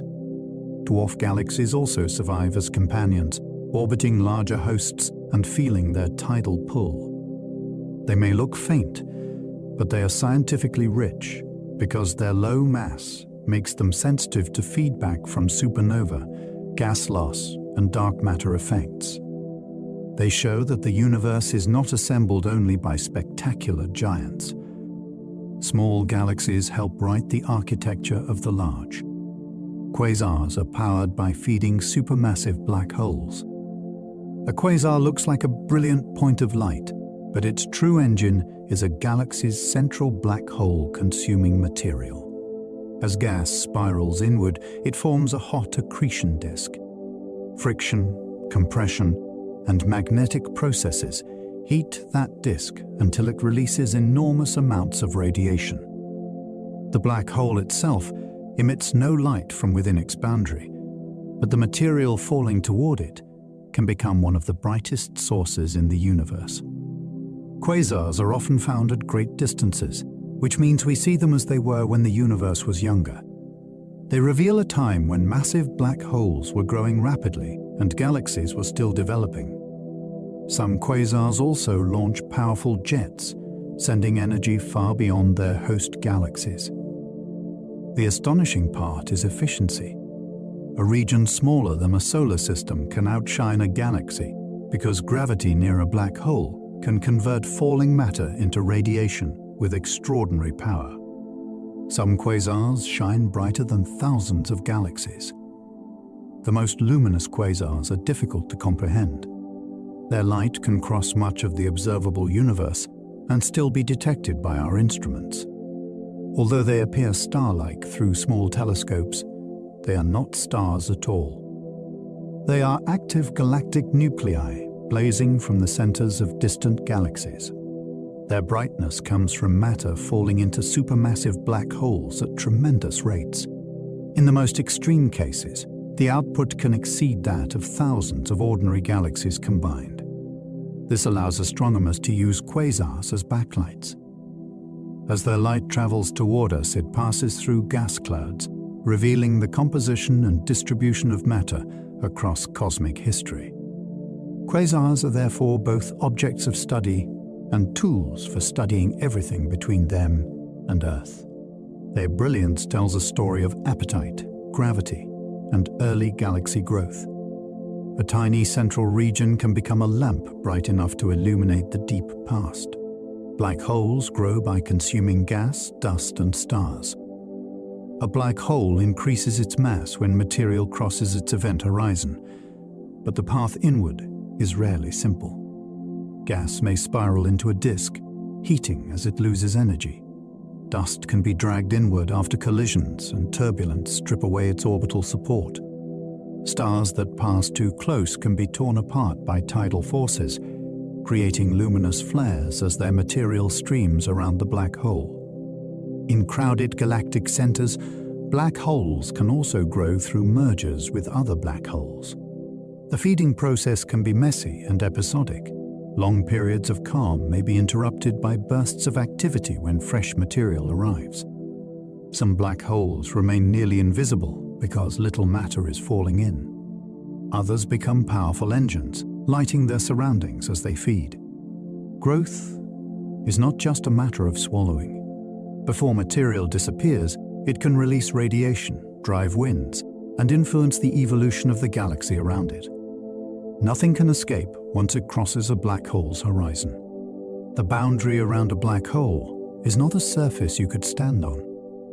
It is a point of no return in space-time. Outside it, escape may still be possible if something moves fast enough in the right direction. Inside it, every future path leads deeper inward. Even light, the fastest thing in the universe, cannot climb back out. This is why the boundary appears black. The event horizon is defined not by material, but by causality. It separates events that can still send signals to the outside universe from events that cannot. To someone falling across it in a very large black hole, there might be no sudden wall or flash at the crossing. Yet from then on, returning would be as impossible as traveling into yesterday. The power of this idea is unsettling and beautiful. A black hole is not merely a dense object. It is a region where escape itself stops being part of the future. Black holes can fling jets across intergalactic space. Some feeding black holes do more than swallow. They launch narrow beams of particles and radiation that can stretch far beyond their galaxies. These jets are thought to arise from magnetic fields twisted by rotating accretion disks and spinning black holes. Material near the center becomes organized and accelerated outward at speeds close to light. The jets can punch through surrounding gas, inflate vast bubbles, and deposit energy into galaxy clusters. In radio telescopes, they can appear as enormous structures extending across distances larger than the visible galaxy that hosts them. This feedback can influence whether gas cools enough to form new stars, making black holes important in galactic evolution. The paradox is striking. An object famous for trapping light can also help create some of the largest visible outflows in the cosmos. A black hole's immediate boundary allows no escape, yet the environment around it can launch matter across intergalactic distances. Hawking radiation suggests black holes may slowly evaporate. Black holes seem like perfect traps, but quantum physics gives them a strange, fragile leak. In the 1970s, Stephen Hawking showed that the boundary around a black hole is not completely silent. Quantum fields near that edge can produce a tiny glow, now called Hawking radiation. For large black holes, this radiation is incredibly weak, far colder than the cosmic background around them, so they absorb more energy than they lose. But in principle, if the universe lasts long enough and becomes cold enough, a black hole can slowly shrink. The smaller it gets, the warmer it becomes, and the faster the process continues. This does not mean black holes vanish quickly.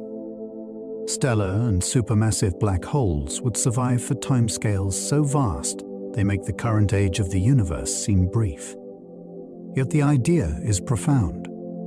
Even the darkest objects may not be eternal. Gravity, quantum theory, and time together may give black holes a final ending. Gravitational waves are ripples traveling through space-time itself. When massive objects accelerate in extreme ways, they can disturb the very structure of space and time. These disturbances spread outward at the speed of light, carrying information from events that may produce little or no ordinary light. The effect is incredibly small by the time it reaches Earth. A passing wave can stretch and squeeze a detector by less than the width of a proton. Yet that tiny change is enough to reveal some of the most powerful events in the universe. Scientists detect these waves with long laser instruments that measure distance with astonishing precision. What they record is not sound in space, but a pattern that can be translated into a rising tone. In that signal, researchers can learn the masses, spins, and distance of the objects involved. It is a new kind of astronomy. Instead of only looking at the cosmos, we can now feel its deepest vibrations passing through our planet. Colliding black holes confirmed a prediction made by Einstein. For a century, general relativity suggested that violent motions in gravity should send waves through space-time. The mathematics was elegant, but the signal seemed almost impossibly difficult to catch. Then, detectors on Earth recorded a brief rising chirp from two black holes spiraling together. The pattern matched Einstein's theory with remarkable accuracy. In less than a second, the objects lost a huge amount of energy as gravitational waves and then settled into one larger black hole. No telescope saw the event in ordinary light. It was discovered through the shape of space-time changing here on Earth. This was more than a technical triumph. It proved that black holes can merge, that space-time can carry waves, and that the universe can be studied through gravity itself. The signal came from a collision that happened long before humans existed, yet it crossed the cosmos and arrived as a tiny movement in a human-built instrument. Massive objects bend light and create cosmic magnifying glasses. Gravity does not only pull on planets and stars, it also changes the path of light. When light from a distant object passes near a massive galaxy or cluster, its route can curve on the way to us. The foreground mass acts like a natural lens, bending and sometimes amplifying the background image. This can produce arcs, rings, or multiple images of the same distant galaxy. The effect is not an optical trick caused by glass. It is the geometry of space-time revealing itself. Astronomers use this bending to study objects that would otherwise be too faint to detect. They also use it to measure mass, including dark matter that gives off no light of its own. A cosmic lens can turn an ordinary patch of sky into a deep observatory. It lets the universe help us see itself. Gravity becomes a telescope, built not by hands, but by the weight of galaxies. Gravitational lensing lets us see galaxies behind other galaxies. Sometimes a massive foreground object lines up with a far more distant galaxy behind it. Instead of hiding the background galaxy completely, the foreground gravity can bend its light around the obstacle and send it toward us. The result may be a stretched arc, or even a near-perfect ring. This means astronomers can study galaxies that would normally be too dim, too small, or too remote for direct observation. Lensing can reveal young galaxies from earlier cosmic times and help scientists inspect their structure in unusual detail. It also allows researchers to map invisible mass, because the amount of bending depends on total gravity, not just visible stars. In some deep images, the most delicate curved smears are among the most valuable features. They are magnified messages from behind cosmic barriers. The universe does not merely block our view. Under the right alignment, it folds light around the obstruction and hands us a hidden background. Dark matter reveals itself through gravity, not light. No telescope has ever seen dark matter shining. It does not appear to absorb, reflect, or emit ordinary light in any familiar way. Yet its gravitational effects show up again and again. Galaxies rotate as if they contain far more mass than their visible stars and gas can explain. Galaxy clusters bend background light more strongly than their luminous matter predicts. Large-scale cosmic patterns also fit best when an unseen form of matter helps pull structures together. This hidden component is not a small correction. It appears to outweigh ordinary matter by a wide margin. Scientists do not yet know what particles make it up, or whether the final answer will involve something even stranger. But the evidence from gravity is difficult to ignore. Dark matter is like an invisible scaffolding for cosmic structure. We can't see the material directly, but we can trace the way the universe moves around it. Galaxies spin too fast without unseen mass holding them together. In the outer regions of spiral galaxies, stars and gas move at speeds that surprised astronomers. Based only on the visible matter, those outer parts should orbit more slowly, and some material might not remain bound. Instead, rotation curves often stay flatter than expected, meaning stars far from the center keep moving quickly. The simplest explanation is that galaxies sit inside extended halos of unseen mass. This dark matter adds gravity without adding light, keeping the system together and shaping its motion. The discovery changed astronomy because it showed that the bright disk of a galaxy is not the whole galaxy. What we photograph is only the visible portion embedded inside a larger gravitational structure.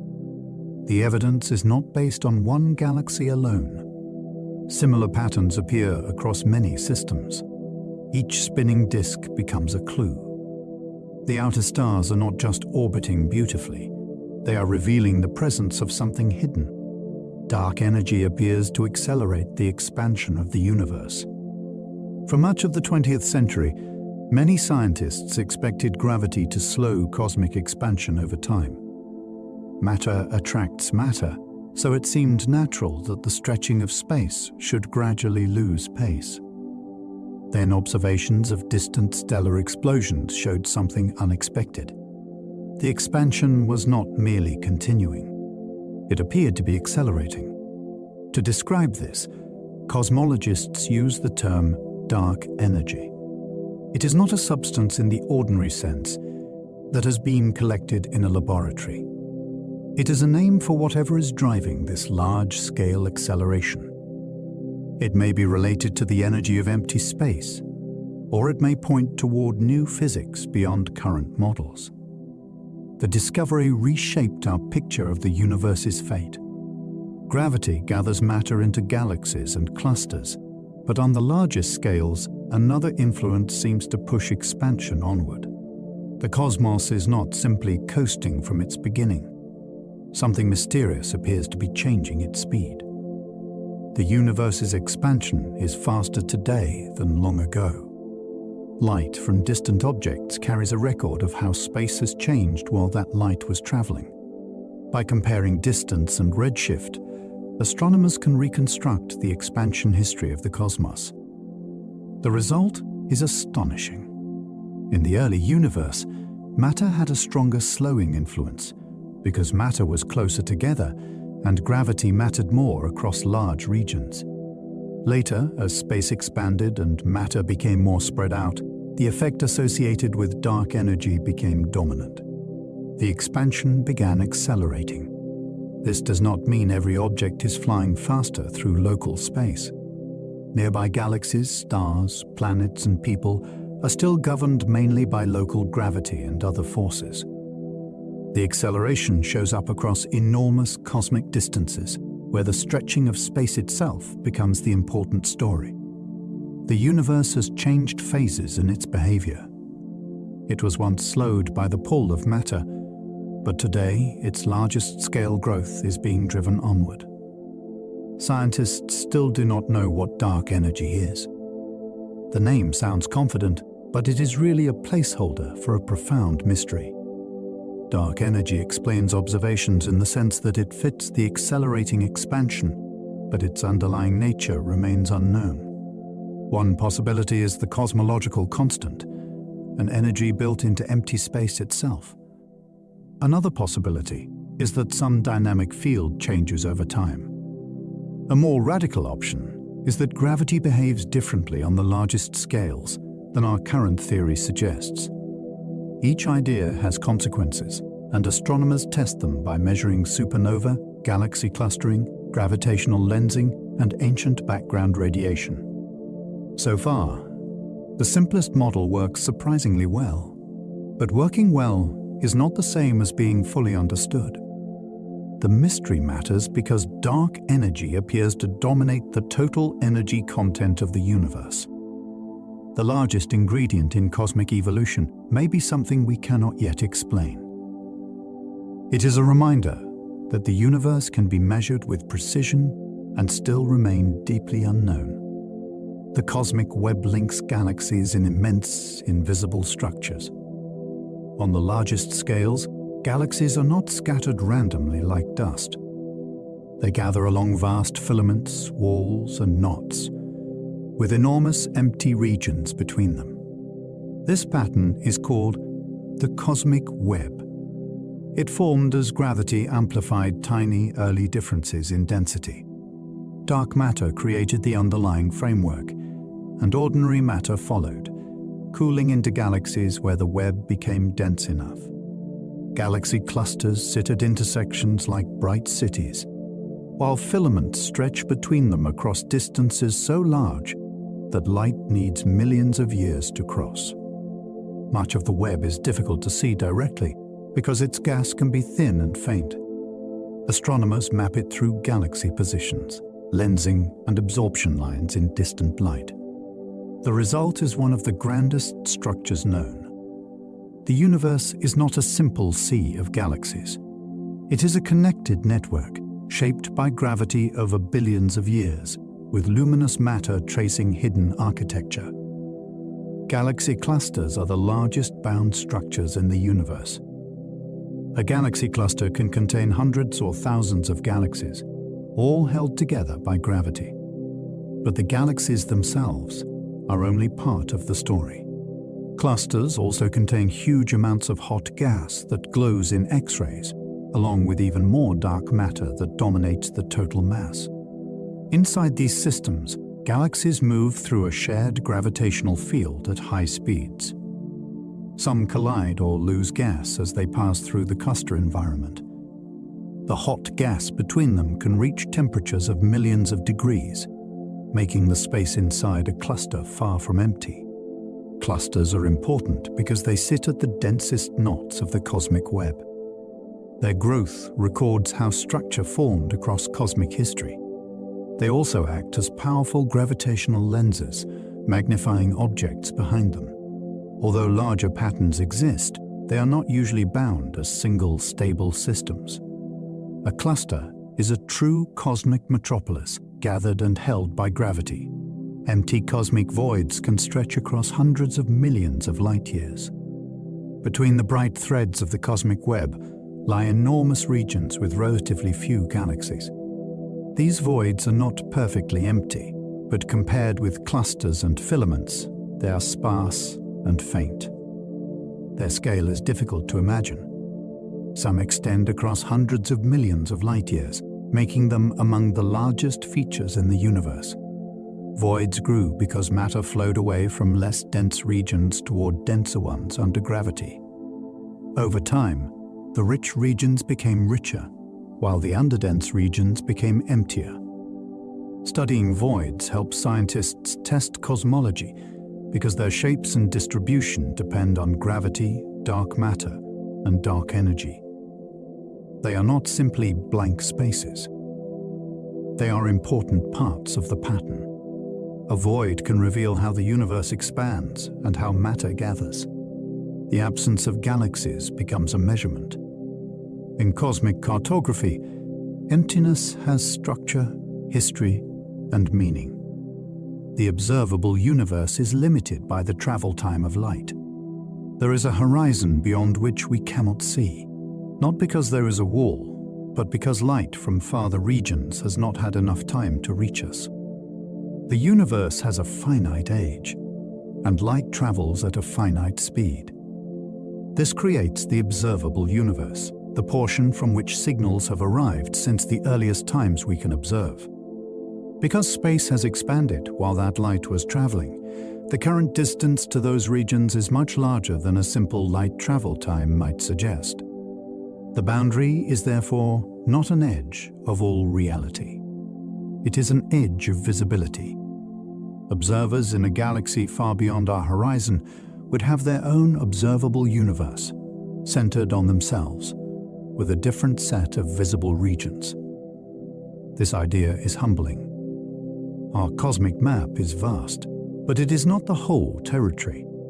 It is the part of the universe old light has managed to reveal. The whole universe may be far larger than we can observe.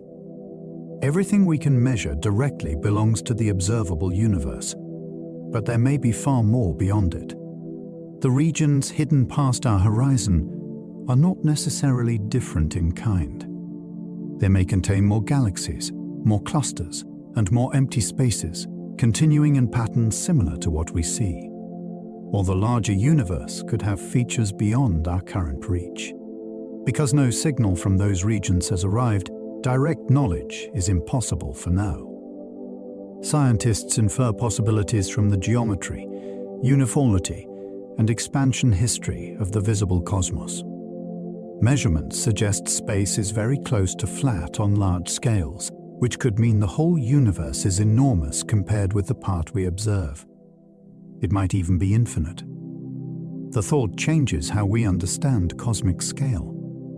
The observable universe already contains staggering numbers of galaxies, yet it may be only a local window. We might live inside a visible patch of something far grander. Space might continue forever beyond our cosmic horizon. If space is infinite, then traveling outward would never bring you to a final boundary. There would always be more distance ahead. This is difficult for the human mind because everyday objects have edges. Rooms end, roads end, maps have borders. Space may not. The cosmic horizon limits what we can see, but it does not prove there is an outer wall beyond it. Current observations are consistent with a universe that is flat or nearly flat on large scales, which leaves open the possibility of endless extent. An infinite universe raises strange questions. It could contain regions forever beyond communication, and perhaps arrangements of matter repeated in unimaginable ways, although such ideas remain speculative. What matters most is the distinction between what exists and what can be observed. The edge of our vision is not necessarily the edge of reality. The universe may continue past every reachable signal without asking our intuition for permission. The universe may have no center and no outer edge. Expansion can make it seem as though there should be a middle point from which everything is moving away. But in modern cosmology, the expansion of space happens everywhere.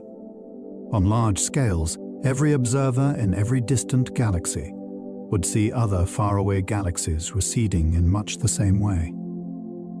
This does not require a central location.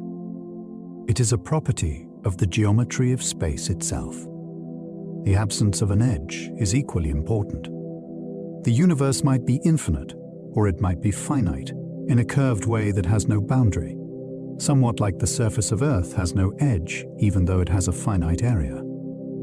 That analogy is limited, but it helps loosen the everyday expectation of borders. The universe does not need to be expanding into something outside itself. Space can change its own scale. The deepest map of everything may have no center marked on it, and no rim where the story stops. Cosmic background radiation shows the universe was once nearly uniform. The ancient microwave glow arriving from all directions is astonishingly smooth. Its temperature is almost the same wherever we look, differing only by tiny amounts. That smoothness tells scientists that the early universe was once extraordinarily uniform across vast regions.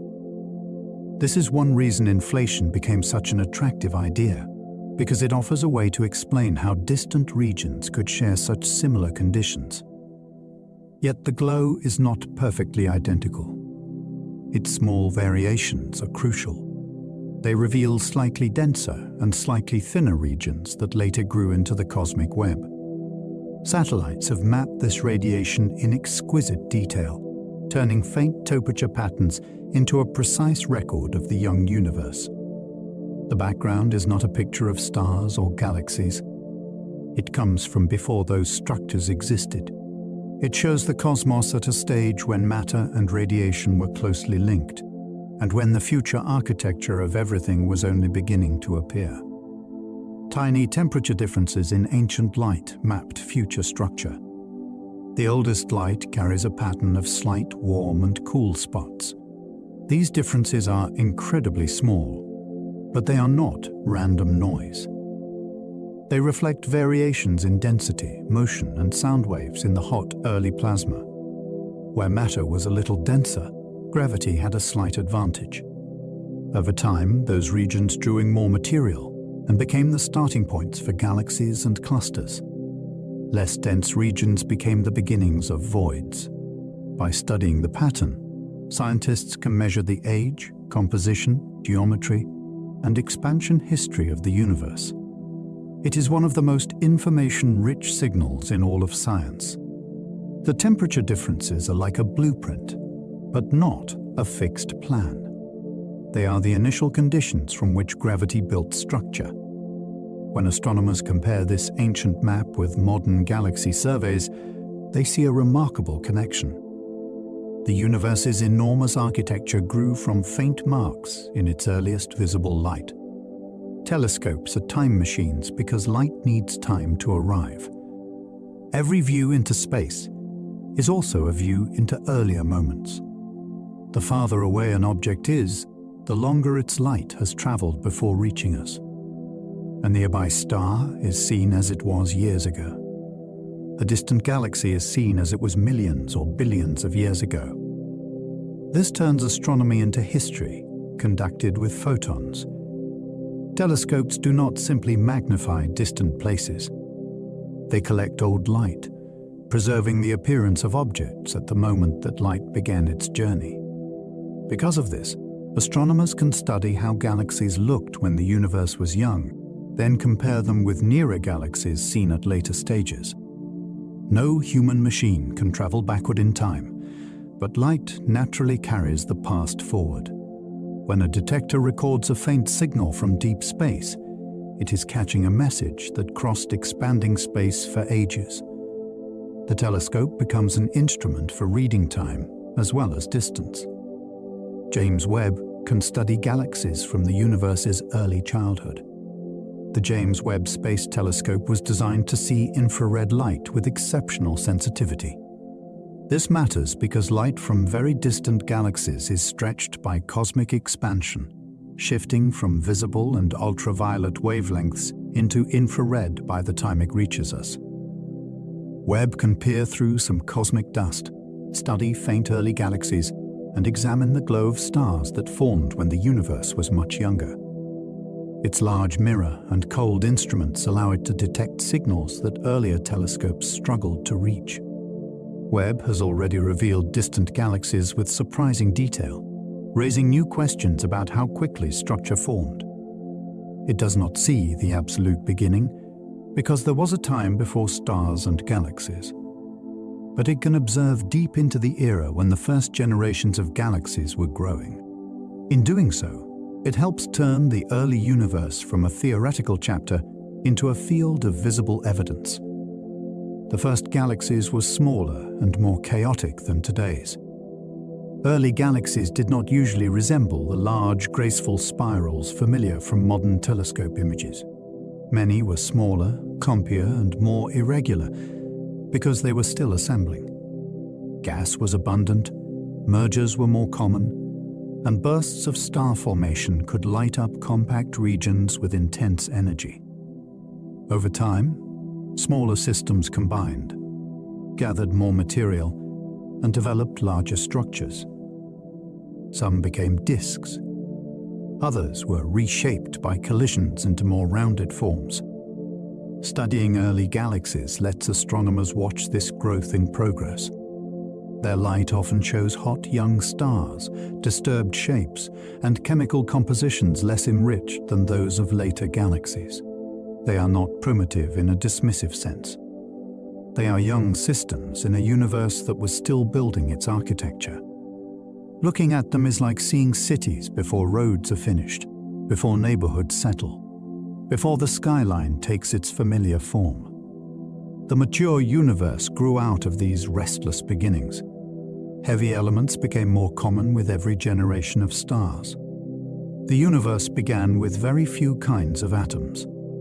Stars changed that through their lives and deaths, then passed enriched material into space. Later stars formed from gas that already contained more complex elements than the generation before. Astronomers call this increasing abundance metallicity. It is a record of cosmic recycling. The oldest stars usually contain fewer heavy elements, while younger stars can carry richer chemical mixtures. This matters for planets because rocky bodies need elements such as silicon, iron, magnesium, and oxygen in the right forms. It also matters for biology, which depends on carbon, nitrogen, phosphorus, sulfur, and many other ingredients made or distributed by stars. Each stellar generation adds to the available inventory. The universe did not become chemically rich in one event. It became richer through repeated cycles of birth, burning, release, and renewal. Every later star system carries some memory of the stars that came before it. Planet formation became easier after stars enriched the universe. The first star-forming regions had little more than hydrogen and helium, so building rocky planets would have been difficult or impossible there. Solid grains need heavier elements. Once earlier stars released those ingredients into space, future clouds had more material that could condense into dust. Dust is crucial because it helps gas cool and provides the tiny solid particles that can grow into planetesimals. As galaxies aged and became chemically enriched, the conditions for making rocky worlds improved. This does not mean planets were absent in all early times, but their composition and frequency lightly changed as the universe matured. Giant planets also depend on solid cores or icy materials in many formation models, so enrichment affects them too. Planet formation is therefore tied to the broader story of stellar generations. Worlds are not just byproducts of stars. They are signs that the universe has processed enough matter to make solid complexity possible. Life required cosmic chemistry that did not exist at the beginning. The early universe could not have produced life as we understand it. It lacked the needed chemical variety. There were no carbon-rich planets, no liquid water oceans, no phosphorus in rocks, and no stable environments around long-lived stars at first.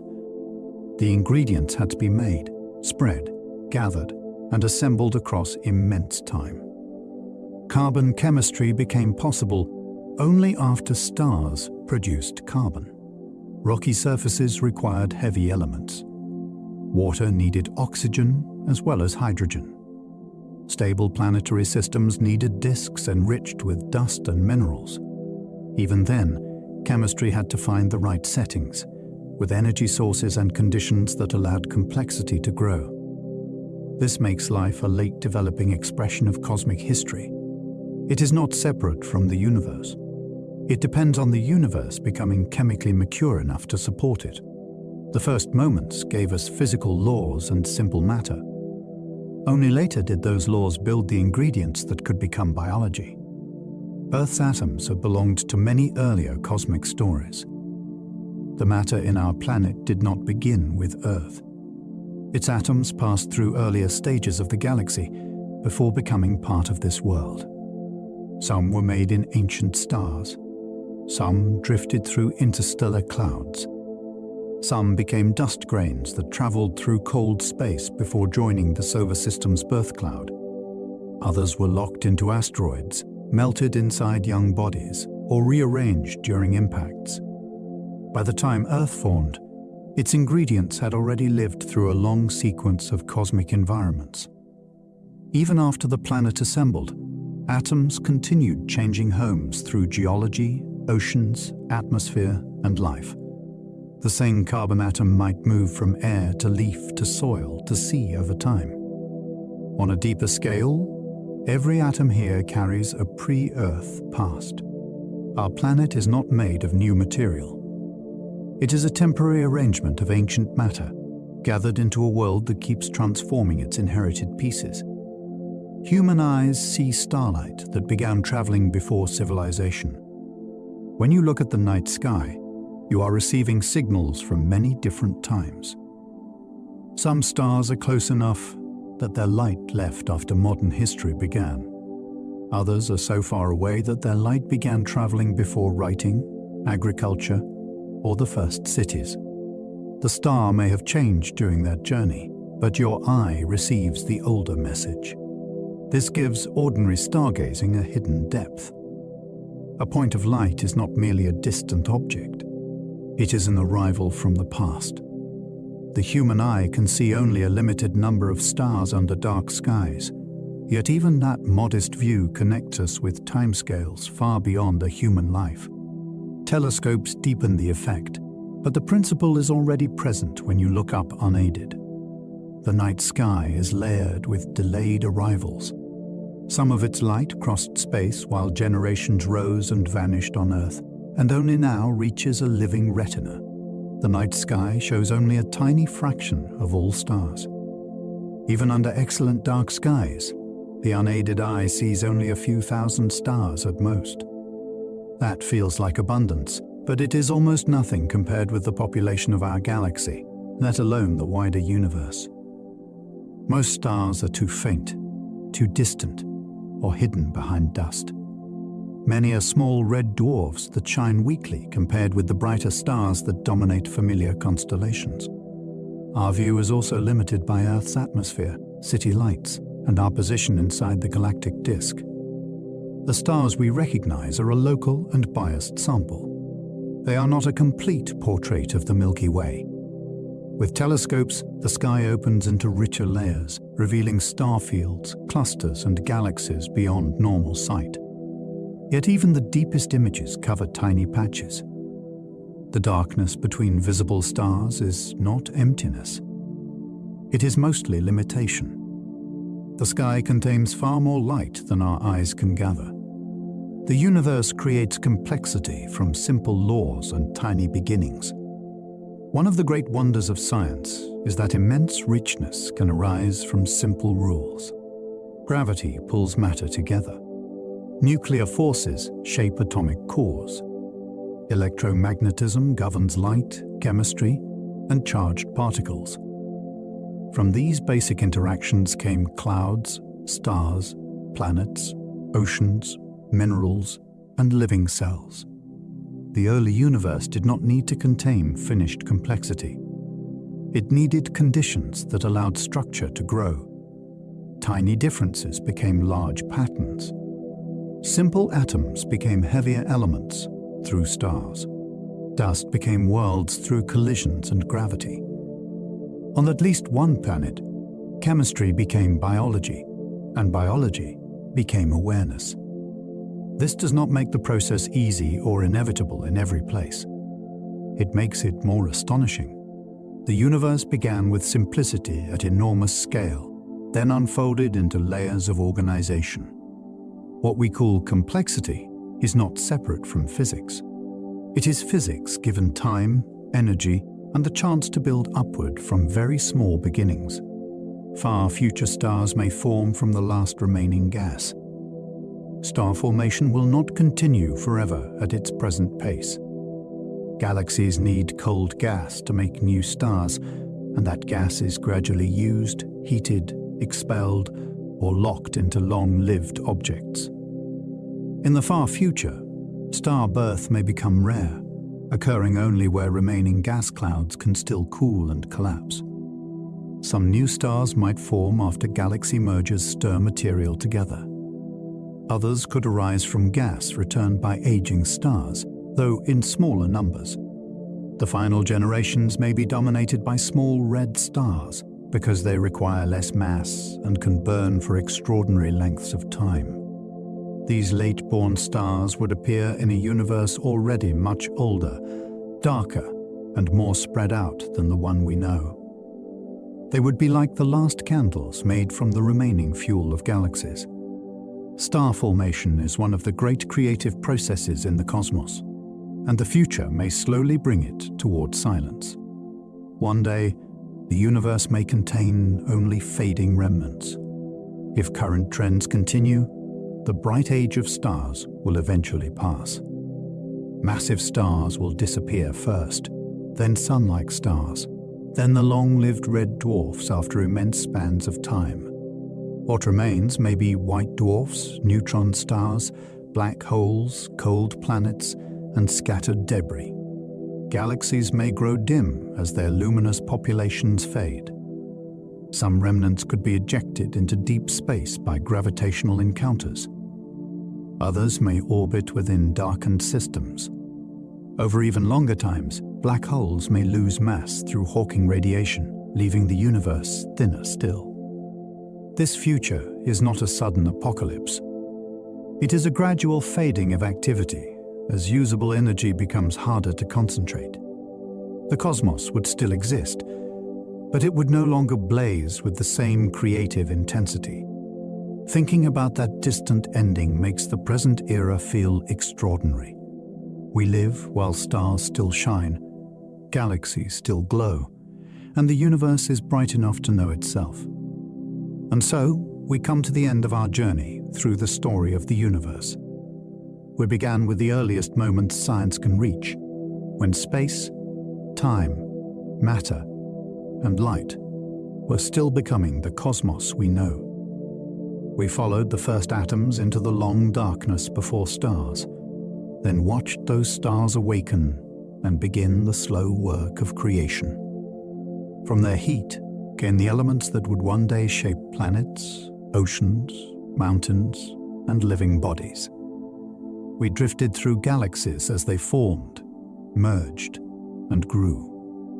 We passed black holes bending time at their edges, dark matter shaping what cannot be seen, and dark energy carrying the universe into a future still filled with mystery. We visited worlds with double suns, hidden oceans, and lonely planets moving through the dark without a star to guide them. And through it all, one idea kept returning. The universe is not only vast, it is connected. The atoms in your body, the light in the sky, and the ground beneath you all belong to one unfolding story. Now, as that story settles, let your thoughts settle with it. Let the scale of the cosmos become soft and distant. Let the stars feel steady above you. Let your breathing slow in its own time. There is nothing more you need to follow now, nothing more you need to hold. If you enjoyed this journey, you are always welcome to like, subscribe, or leave a thought below. It helps other curious souls find their way here too. And if you are still awake, there is another calm science journey waiting for you on the screen. But for now, let the universe drift on without effort. Let your body rest. Let the day fall away. Sleep well and good night.